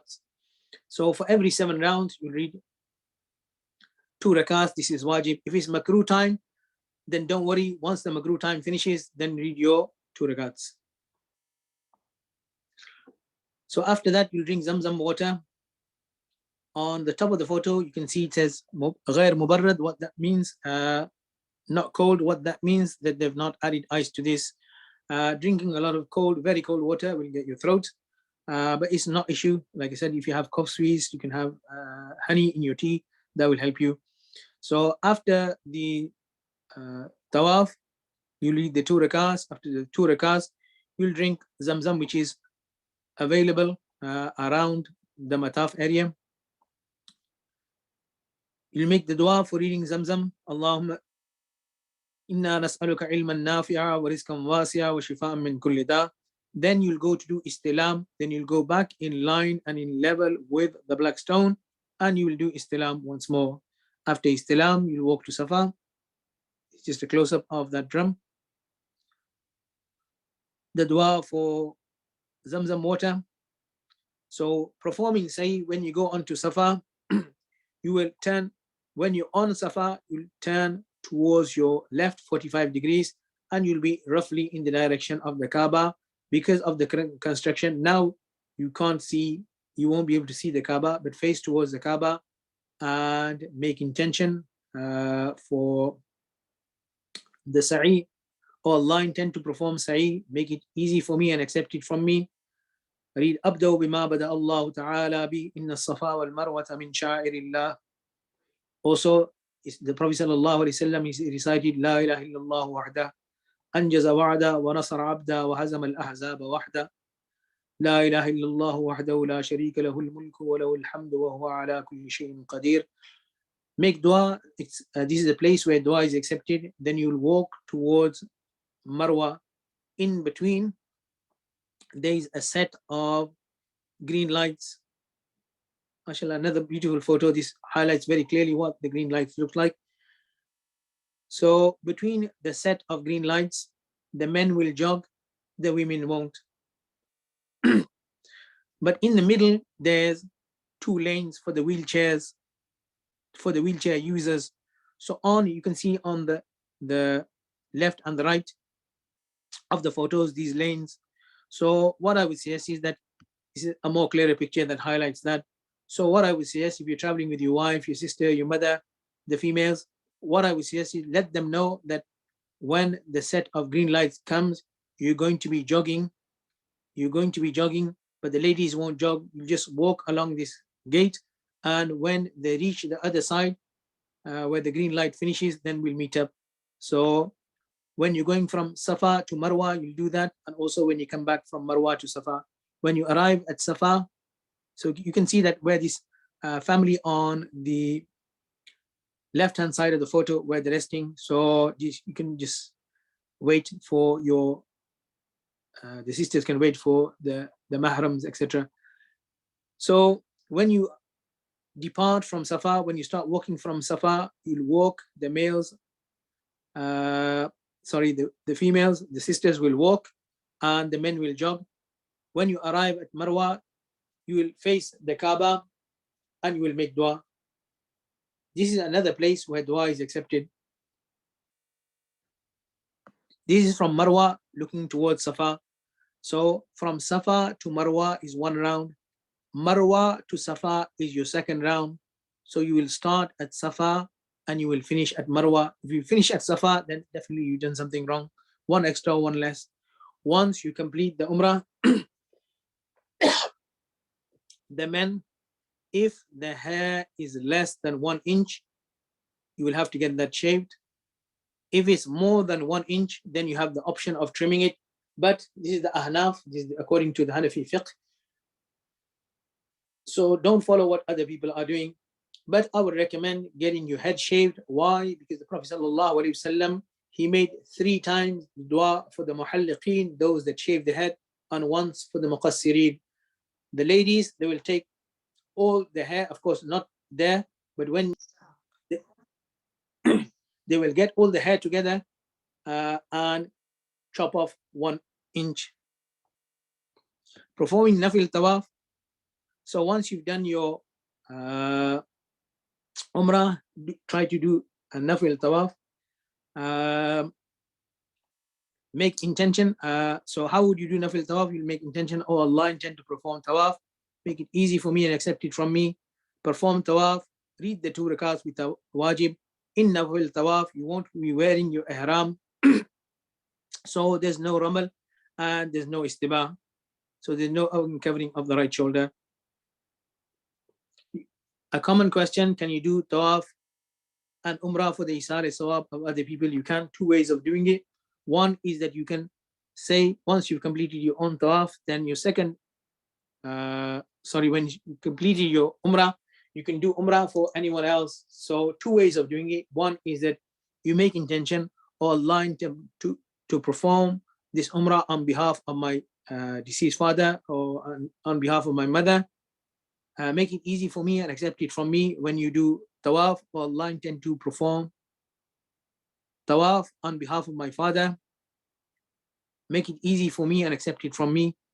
And sa'i, or Allah intend to perform sa'i on behalf of my mother, make it easy for me and accept it from me. That's one way. Or the other way is just to do tawaf normal as you would, and then at the end make dua that, oh Allah, accept this umrah from me and convey the sawab of this to my father and mother, etc.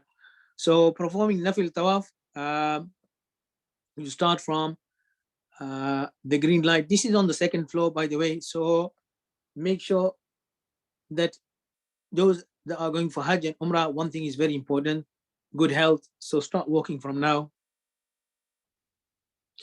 So to do your 2nd Umrah, take a bath in your hotel, wear your ihram, like before as well. That bath that you take, you can use soap, shampoo, etc. Go to Masjid Aisha, radiyallahu ta'ala anha, pray, perform the 2 rakats, make intention and read the talbiyah, come back to Masjid Haram and then make tawaf, read the 2 rakats which are wajib, drink zamzam, do the 9th istilam, perform the sa'i, and then shave or trim your hair. Now this is very, very important, and this I get asked a lot in the questions at the end, so I'm just going to answer this now. So today, for example, is Sunday. If I did tawaf and I shaved, if I did umrah and I shaved my head, I would have no hair. If 2 days later, on Tuesday, I decide to do umrah, have maybe just a fraction of a millimeter of hair on my head, still after I've done my tawaf, I would need to go to the barber and ask him to shave my head. There's not going to be much hair that's going to come off my head, but still you will need to shave your head, even if you have just a fraction of a millimeter of hair. Even if you have nothing, then you still need to go and get your head shaved. Eat well, drink plenty, eat well, drink well, sleep well. Why I mention this particularly? Because a couple of things.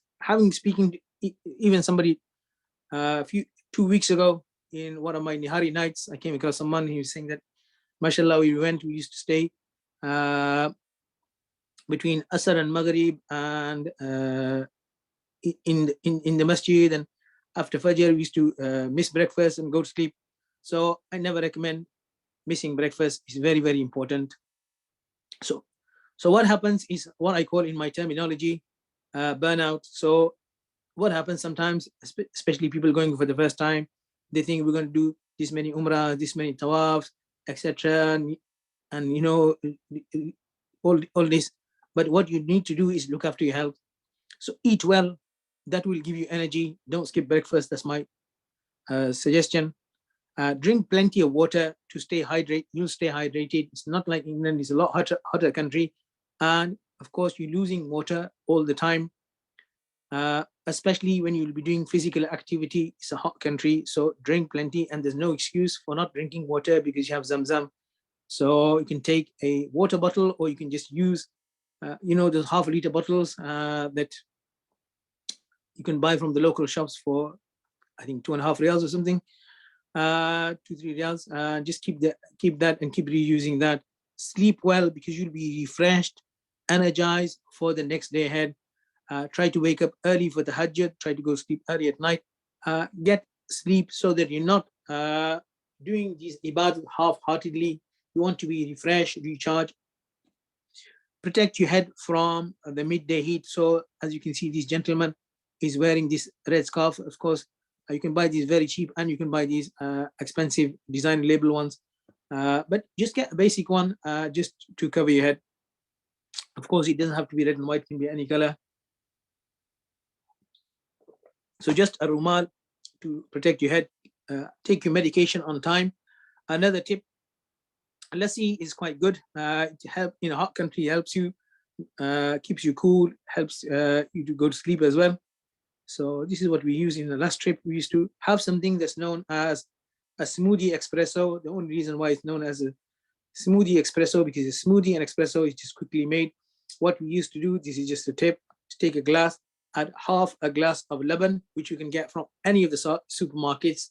It's just runny yogurt, and just add some fruit juice, mango juice, strawberry juice. You can just have the laban on its own with a pinch of salt.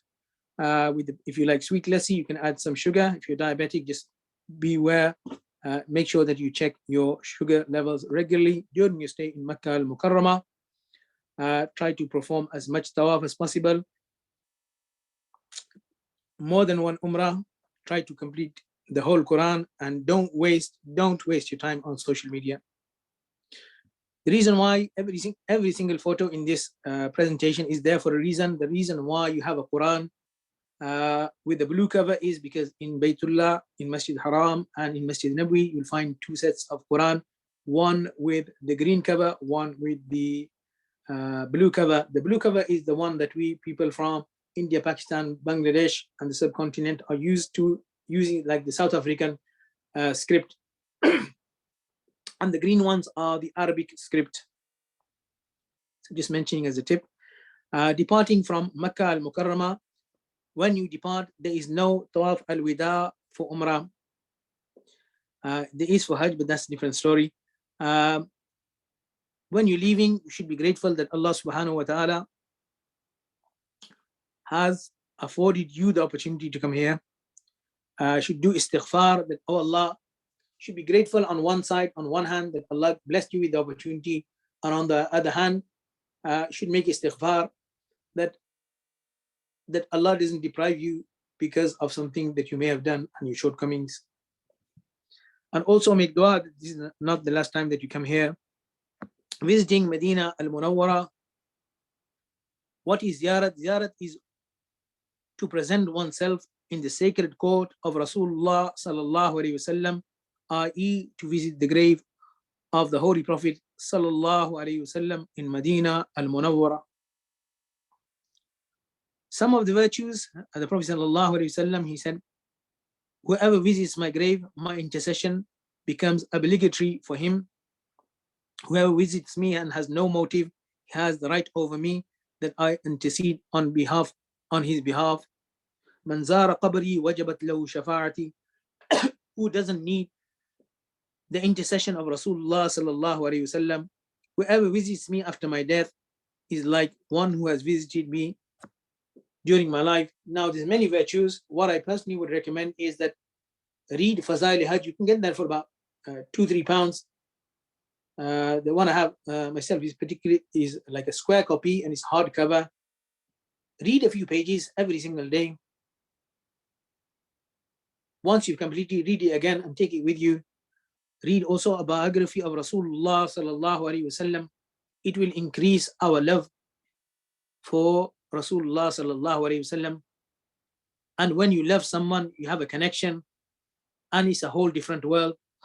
I noticed that my personal experience as well, that when I went for Umrah and when I went for Hajj in the days and visiting Medina, and then after many years of teaching Sirat, going again, it was for me something totally different. That's my personal experience and I'd like to share. So it will make a difference. Is one that you meet somebody, you would meet him in a different way, to somebody who's like your lifelong friend.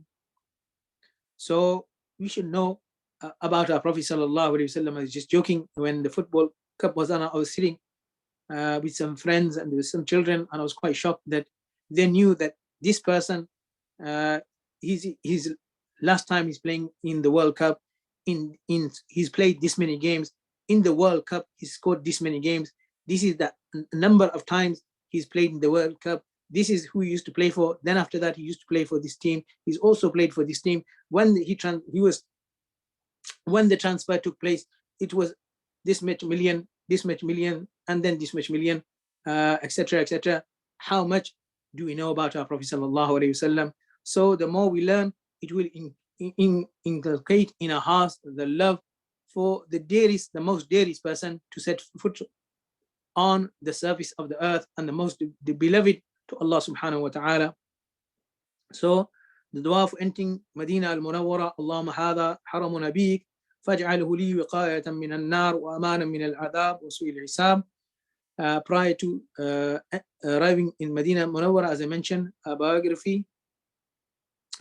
Read a biography, even if it's a short one. When you arrive in Medina al-Munawwara, give everyone a hotel card, same as before. Write the number of the room on there. Leave your luggage in the hotel room. By that I mean that don't just arrive in the reception and say I'm going to do salam and leave your luggage unattended. So take it's a safe place, but then you have peace of mind that your luggage has gone to your room. Take a bath. Wear your best clothes. When I say take a bath, be mindful if you have other rooms, you don't want to be taking a long bath. So even when you're in the days of Hajj, when you getting ready for Hajj, be mindful you have other people in your room as well. Plan that straight after us, this person will have bath first, quick shower, then this person, etc. Also look after the people in your room. Be mindful. Everyone is different. Either you'll be sharing with your family, which is not a problem, but still look after them, or you'll be sharing with other people who are strangers. So if they're already gone to sleep and you come in the room, don't disturb them. Keep the slippers by the door, keep the toilet door closed. The temperature of the air conditioning, keep it to a degree that both of you are happy, about 22 degrees. That's just my suggestion. So be mindful of those that are with you. If you have elderly people with you, try to look after them as well, help them with the luggage, etc. Get somebody's dua. So wear your best clothes, wear good quality perfume, men only. Leaving for the hotel. On the subject of good attar, there are many good shops, especially in Hilton, Medina. There's the Arabian Oud. mention a couple of brands. Usually I don't mention brands. Arabian Oud, Ahmad Al-Maghrabi. They used to be Hamil al-Musk, no longer anymore. But these are one or two good perfume shops. The reason why I mentioned that is if you buy from the people of Medina with the intention of assisting them, then of course you'll get sawab for that as well. So leaving the hotel for Masjid Nabawi, read Durood Sharif in abundance. Keep a tasbih in your hand. That's why it's important. If you set yourself a goal, you will inshallah aim to achieve for that goal. So hopefully you'll be staying in a hotel that's near Masjid Nabawi, and the shortest Durood Sharif sallallahu alayhi wasallam is sallallahu alayhi wasallam. So if you leave your hotel and have a tasbih with you, then you'll be able to read many times sallallahu alayhi wasallam until you arrive in the hotel. So just for argument's sake, even if you read 100 times sallallahu alayhi wasallam, of course you're going to be able to read it a lot more, because it doesn't take a long time to read that Durood Sharif. But from your hotel to Masjid Nabawi 100 times, then when you're coming from Masjid Nabawi to your hotel, that's another 100. 5 namaz, 5 times 200, that's 1,000 in one day easily. So if you set yourself a target, you will aim for that target. Because the life that we have, we can't add more time to it. But the time that we have, we can add life to that. Take your shoe bag with you, go early for salat, recite Quran before and after salat. So one thing I wanted to mention, that when I went a couple of years ago with my cousin brother, what we used to do is try at least to get there half an hour before, leave and get there for at least half an hour before salat. The advantage of that was we're not in the rush. When we don't get, we avoid the crowds. So easily, especially if you have this, you can read one separa easily in 15-20 minutes. So what I used to do is read one separa before salat, one after. So 5, you go there for 5 salat, then and you read one separa before namaz and one after. Then in one day you read 10 separa, and in 3 days you finish one Quran. Because straight after namaz you notice that everybody gets up. Well, the majority of people get up. So rather than waiting in the crowds, sit down, read one separa. You may not, of course, be able to read one separa. What you can read, what I would also suggest is download the Quran app and just make a note of how much you've read and try to finish at least one Quran. And what you can do is, if you're going to Mecca first, and if you manage to finish one Quran before you arrive in Medina, a suggestion is that as a tip, that convey the sawab of that Quran to the Prophet sallallahu alaihi wasallam. When you enter these doors, that's where you'll make the niyat of i'tikaf. You can make niyat of i'tikaf in any language. Enter with the right foot. Make intention for i'tikaf in any language. Lift your shoes with your left hand. Put them in your shoe bag, and your shoes you can keep with you. Similarly, in Makkah al-Mukarramah, after you've done your Umrah, you can keep your, and you're going for salat, normal salat, you will put your shoes in your drawstring bag and keep those with you. Why I mentioned drawstring bag rather than a shoe bag?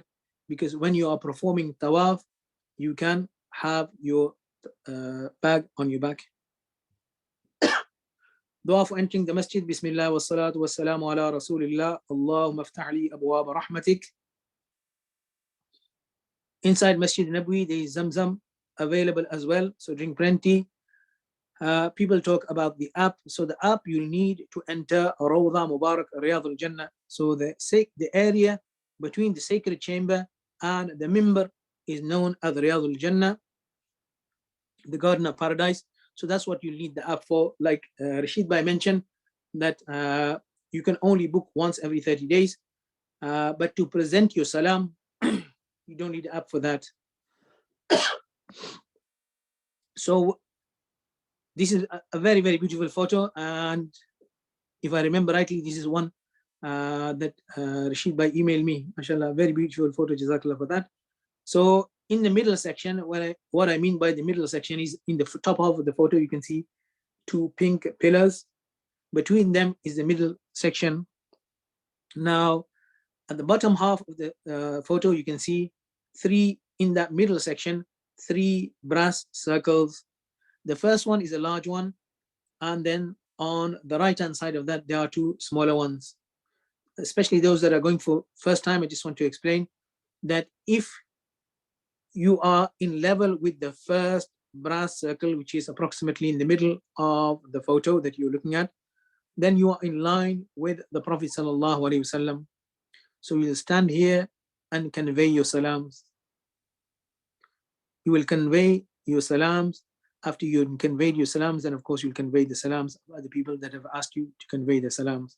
Then you'll move on towards your right.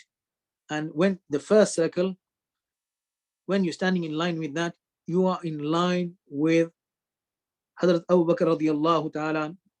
Then the third circle, Hazrat Umar radiallahu ta'ala. So when you are in line with the first circle, now one or two things that I want to mention and want to highlight. Very, very important. So the thing to bear in mind, if I was to describe the whole section of Medina in one word, it's all about adab and it's all about respect. If you went to meet the king or the queen,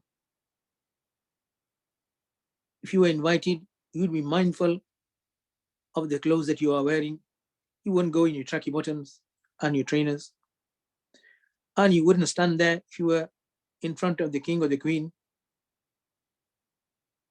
You wouldn't stand there taking selfies. This is the most beloved person to Allah subhanahu wa ta'ala. So be mindful of the adab. The reason why I'm saying this, because looking at many years how Hajj used to be and what it is now in Umrah, you'll see lots of people doing ajib, gharib things. Don't be one of them. So you don't want to be there. What I mean by that, I'm not going to mince my words. I'm going to make it crystal clear. Don't stand there taking selfies and FaceTiming and etc., and doing WhatsApp calls and making videos, etc., and conveying, so I'm here at the blessed grave, and I'm conveying your salam. If you want to let people know that you conveyed the salams on their behalf, do it afterwards. When you go there, stand with utmost respect, dignity, humility, and convey your salam.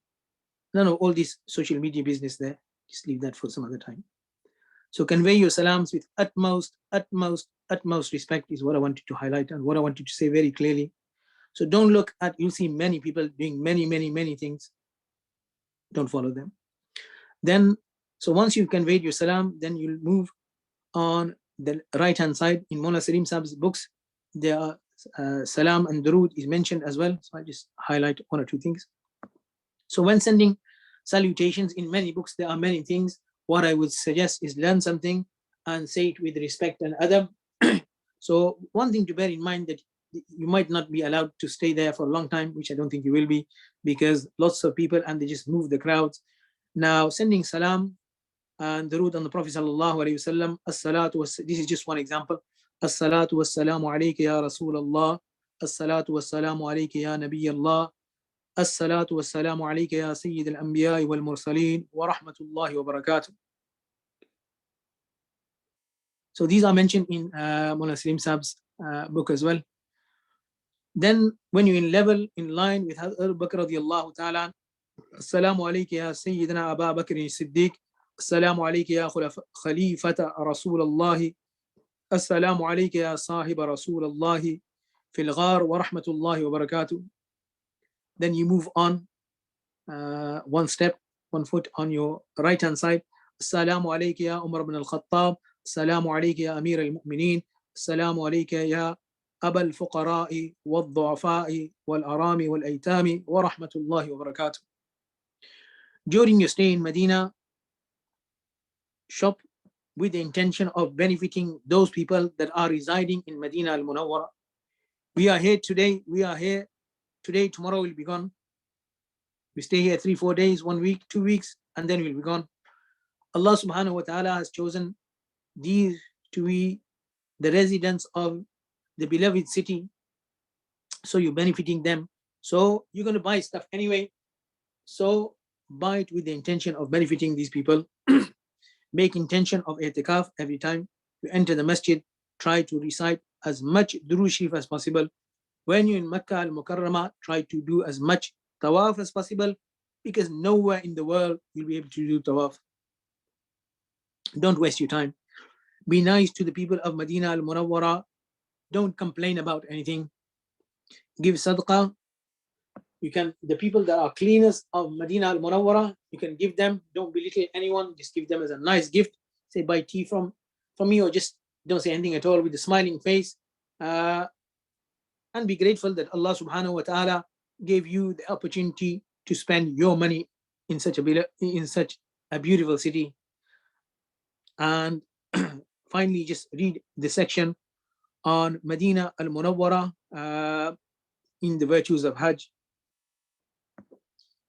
So that's basically it from me. I try to start on time and I try to finish on time as well. Try to cover as much as I could in the time allocated to me. I hope what I've said is beneficial. I pray from the depth of my heart that Allah subhanahu wa ta'ala makes your Hajj easy for you and your Umrah easy for you, and accept this from you, make your journey easy for you, and bring you back to your dear ones, beloved ones, with afiyat. Jazakallah.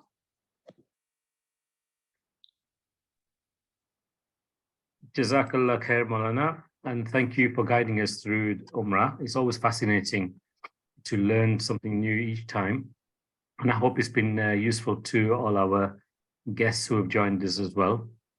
Moulana, just because we've got a few minutes, are we okay to just go through the quick Q&As? So a few questions are in the chat.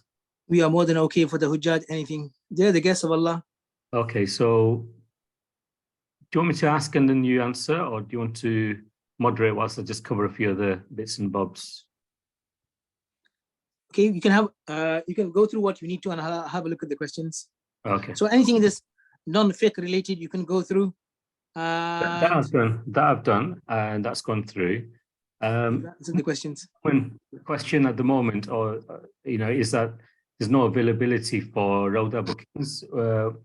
The way the Rauda bookings work, they tend to work ad hoc on a weekly and in some cases daily basis. So when we checked last night, we could see there was availability up until 3rd and 4th of February. But these slots get taken up very quickly. So my suggestion is that work 2 weeks back on your arrival into Medina, and then keep checking daily, and you'll see a pattern, coming up on Nusuk, and then you just book the slot that you need. Always allow a day or two, into your arrival into Medina before booking the Rauda slots. And the process is that you need to go opposite gate 37. So where you make salam through Bab Salam, where you exit, on your left-hand side is gates 37, 38, 39. And in essence, directly opposite there will be a big queue or some kind of guide where you queue up to go in and pray into the Rauda area for men. For ladies, it's on the other side, and you just need to ask one of the guards or even the hotel that you're staying at, who'll be able to guide you.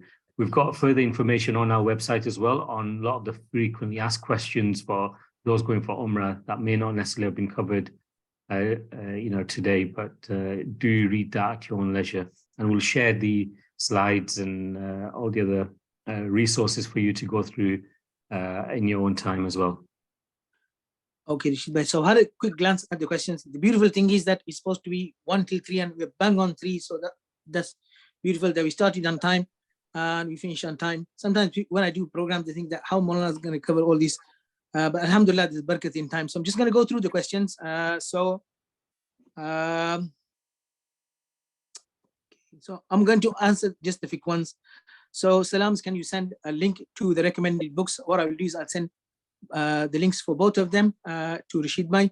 But if you Google a woman's guide to performing Umrah. You will come across that. It's by Mufti Muhammad Farooq Saab. Very, very good book. Somebody's asked, the book that was recommended for sisters, is it also recommended for brothers? Okay. So the beautiful thing about the book is it deals with questions that sometimes a lot of the women are shy to ask, and they don't have anyone to ask. So it deals with haze, nifas, etc. But generally, there are books.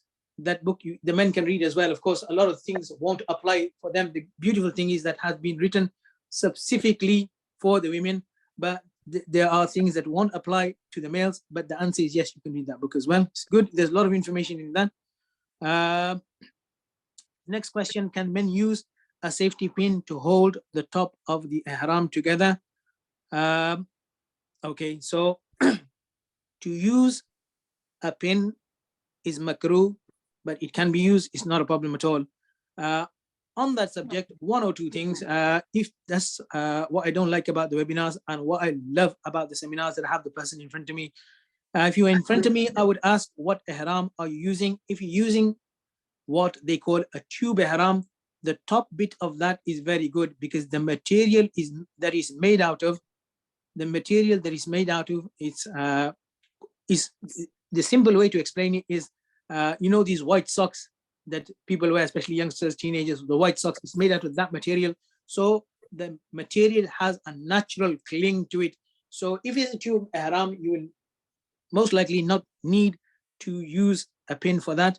The reason why I say that, and inshallah in my seminar, I will be bringing along a couple of different ihrams. Also, there's what's new that's coming to the market is the bamboo ihram.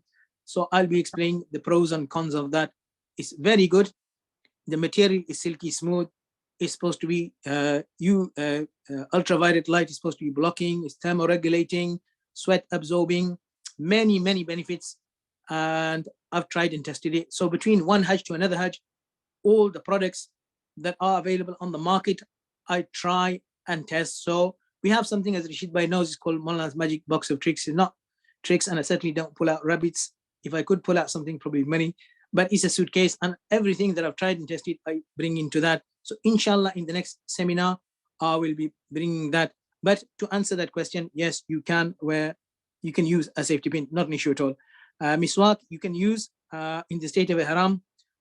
If you were in front of me, I would have asked you, are you talking about the flavored ones or the plain ones? You can use plain one, that's not a problem at all. Can we go back to the dua? Which dua? Let me know. Somebody's asked, Brother Taimur, can we go back to the dua, please? Which dua? Let me know and I'll go back. That's not a problem at all.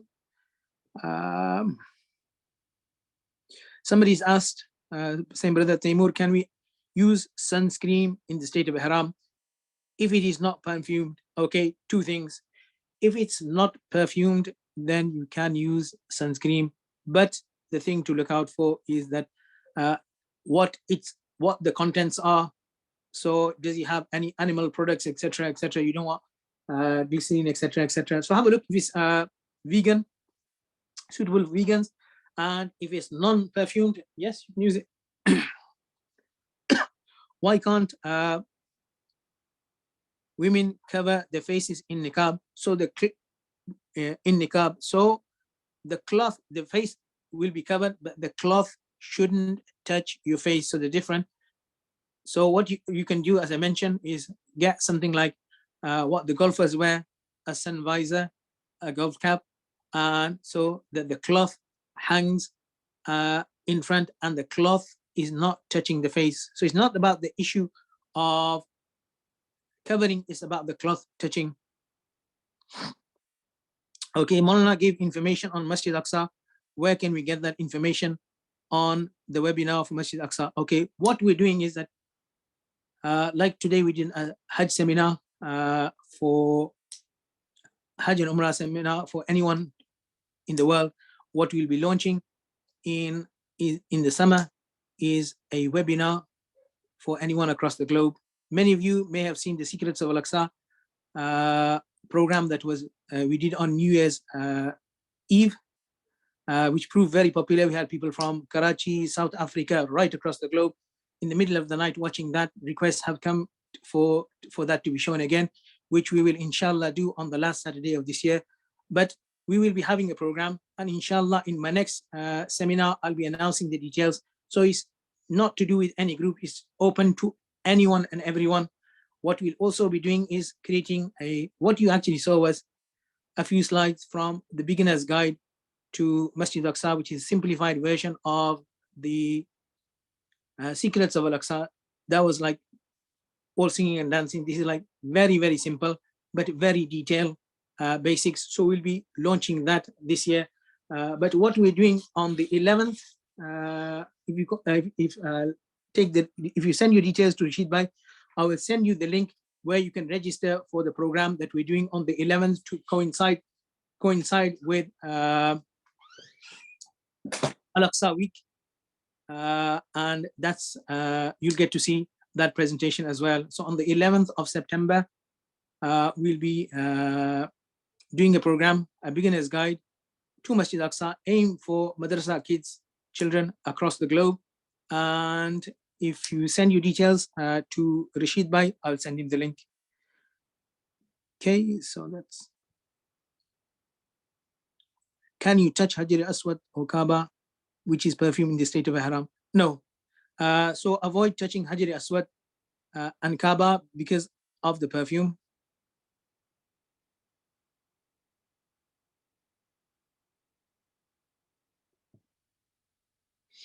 Okay. How would you? Somebody's asked. How would you go about praying Hatim, given that you can only enter Mataf in the state of Ihram at the moment? One tip is that once you've completed your Ihram, once you've completed your Umrah, it's mustahab to read 2 rakats, Shukrana. What you can do is maybe try to read that at that time, if time allows you and if they allow you.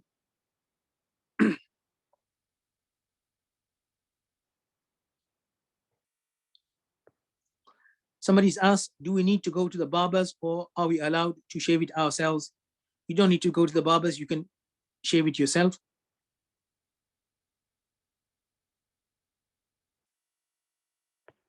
Just while Moulana is going through the questions, there's a poll that's just on your screen. If you could quickly complete that, that'd be really appreciated. So can children enter Masjid Nabawi with mothers? There are lots of rumors from people that children can only enter with fathers. With the father section, I can't see the issue.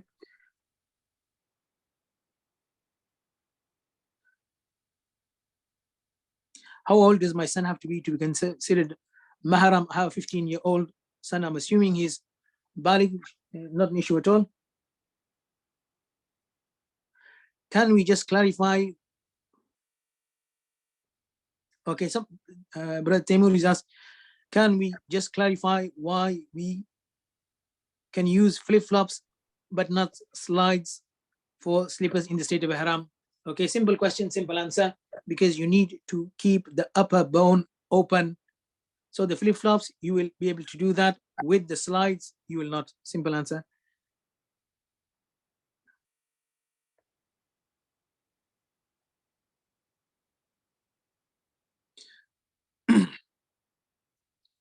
Okay, somebody's asked about coconut oil. Personally, I would avoid use anything just because in the state of Ihram, you're not going to be in the state of Ihram for a long time. So far as I can remember, the answer is yes. Can you use olive oil? No, you can't use olive oil in the state of Ihram. But even coconut oil, just to be on the safe side, what I would suggest as on the side of caution, let me just rephrase that answer again. I would avoid that. So rather than saying yes, you can use it, I would say just avoid that because you're not going to be in the state of Ihram for a long time, and just avoid it.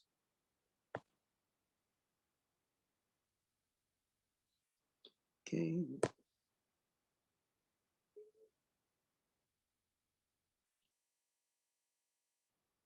For everyone's reference, the products and books that Moulana has mentioned, including Ihrams, tube Ihrams, are all available on our website as well, cbhuk.org/shop. It just helps us run the charity as well. And on that note, thank you to everybody who contributed financially to signing up to the webinar. We do rely on the kind donations and your duas to run this charity. It's not, we do need finance to run this. The whole webinar setup costs in excess of £100 each time. So if you found that this was of value, please do hit the donate button on our website. And it helps us provide more and more services to other people as well. And inshallah, you'll get the reward as well. I'm just going to conclude in a few moments, if that's okay. I'm just going to, one or two more questions have come up. So give me 2 seconds. So somebody, Sister Nafisa has asked, can a wife shave husband's hair bald, and can husband cut woman's hair? Yes, the answer is yes to both of the questions. Koshmia has asked, is it okay to cut 1 inch from a small part of the hair for the women, or must it be from every part? Okay, good question. So what you do is you take all the hair together, not because sometimes I explain this and it's a lot easier for me when I do a seminar. You take all the hair together and get it together in a plait, and then just cut the 1 inch from the back. So you get all the hair together first and cut 1 inch. Now, one or two things I want to mention that I wanted to mention. So we are looking at, inshallah, we will do a Hajj seminar, famous Hajj seminars. Usually myself, I do the Bradford one. Moulana Rashid Saab, who's a colleague of mine, he does the Bolton one, and Moulana Yusuf Dudwala Saab, he does the London one. Mashallah, both of them, the more senior than me, more learned than me, more qualified than me. But inshallah, most likely I'll be doing the Bradford one. Now, the reason why I'm mentioning this, because every single one of you that has logged on or that know of people that are going for Hajj, just a request from me that start planning now. I could have mentioned this when you come to the Hajj seminar in May or end of February when we have one, but I want you to have a head start. If you have friends, colleagues, if you're in the Lancashire area, the Yorkshire area, or of course from all over the UK, you can come and attend. It will be in Bradford. The details, as soon as everything is finalized, we will share on the website. What I would like you to do is make notes. If you're not sure of anything, ask. Alhamdulillah, don't want to say this, but Alhamdulillah, I've been doing seminars for over 22 years. The reason why I'm mentioning this, because many years ago, one of my students coming back from Batley, he was driving me back, he asked, Moulana, have you ever had a stupid question in a Hajj seminar? So I said, no. I said, we invite these people because they're going for Hajj, and it's important that they understand how to do Hajj and Umrah properly. So as many of you are aware, I mean, lots of Umrah groups as well, and I encourage you to ask questions. So no question is a stupid or a daft question. You need to know we are here to help you. So what I would suggest and recommend, that make notes. And if you're coming to my seminar, if I need to come early, I will come early. Alhamdulillah, I have good friends in Bradford, more than happy to have breakfast with them. Come very early in the morning, and I will come early and I will sit with you and go through all your questions. But you need to make the effort. And if I need to sit afterwards, I will sit with you. So make notes. Any terminology that you don't understand, any of the things that you don't understand, make notes and bring them. Is open invitation to you wherever you are in the UK. Come and I will help you and I will assist you. So one final thing, let me just, okay, it's okay. I was just gonna share the screen again, but just take 2-3 minutes, then Rashid bhai, I'll conclude. There was a photo of the glass of orange juice, and I said if I have time at the end, I'll mention 1 or 2 things about that. What I wanted to mention is, just want to take 2-3 minutes, not more than that. That if you're doing Umrah, you will do Umrah on the bottom floor. If you're doing Nafil Tawaf, you'll do it on the first floor. Now that increases the time, and that means you need to take more steps. But inshallah, you'll be rewarded on the steps. So there's a lot more walking than if you were on the first floor, one thing. in Hajj, you'll be doing a lot of walking. So this is where I want to share with you something, my personal experience about the one glass of water. So the glass of water that you saw was one of my breakfasts. And inshallah, maybe one day I'll tell you about my breakfast. That's a different story and what happened on social media. But that was a glass that holds 330 ml of orange juice or drink, whatever you want to call it. So a couple of years ago, I went to see the doctor. So this is my personal story. I'm sharing it with the hope that it will benefit the Hujjaj. So I went to see my doctor, and alhamdulillah, I've been fortunate that most of the doctors, or all of my doctors, they've been my muqtadis. So sat down and we were talking, and the doctor said that at the moment, your health is very good, but if you don't lose weight, it may cause you issues in the future. So I went home and I was quite concerned, and I thought if I join the gym, it's not the issue of the cost, but I'm going to spend a lot of time burning a lot of calories, then come home and what I've lost, I'll make up and rest, trying to recuperate. So I thought, what's the easy way of losing weight? To cut a long story short, sometime later, I ended up in church. I was invited. And in that meeting, there was a nurse talking about food, etc., etc. I started from there. Can't remember exactly how. And she was expert on weight loss. So she said, I'll tell you something simple to lose weight. And it must have been my facial expression that she said, you don't think it's going to be simple, do you? I said, I'll be honest with you, I'm not going to lie to you. I don't think so. If it was, I would probably done that by now. But don't worry, those that don't know me, I'm not a chubby person or very much overweight, just slightly. I was that time. So then she told me something, and she said it's very simple. And what she suggested, that she asked me how many meals I have in a day. I told her I have breakfast, I have my dinner, I have my supper. So what she suggested was that have a large glass of water before each meal. There's no calories and it's filling. And it was summer when I started, and alhamdulillah, so I have used to have a pint of water or a large glass, I think it was a pint, before breakfast, before lunch, and before supper. And I used to eat sometimes a couple of rotis with each meal. And from that time, because I was full, I cut down to one roti. And alhamdulillah, I lost a lot of weight very, very easily. No, that's one thing. And the second thing is that I started to take my son to school. It's a 15-minute walk there and back. So of course that increases the bond between me and my son. 15 minutes there, 15 minutes back. So half an hour in the morning, half an hour in the afternoon. So 1 hour I walked every single day. And alhamdulillah, the benefit of that is that by walking 1 hour, now when I went to Palestine, I was playing football, and that shocked the sisters. Don't worry, Rashid, but I'll show you some of the people that have traveled with me to Masjid Aqsa, and they're shocked that this same Moulana, he was doing the ziyarat, he was leading the prayers, he led the prayers, now he's playing football, and they'll tell you Moulana is a good footballer. And if I remember, if I can find before that, I'll show you a photo of me ice skating as well. So don't worry, the reason why I'm sharing this now with the Hujjaj is there'll be a lot of walking. So get into shape. So cut down on food if you eat a lot like me, and start walking. It will help you, believe me. So from not wanting, alhamdulillah, may Allah reward my wife, she used to take my son, that wasn't the issue.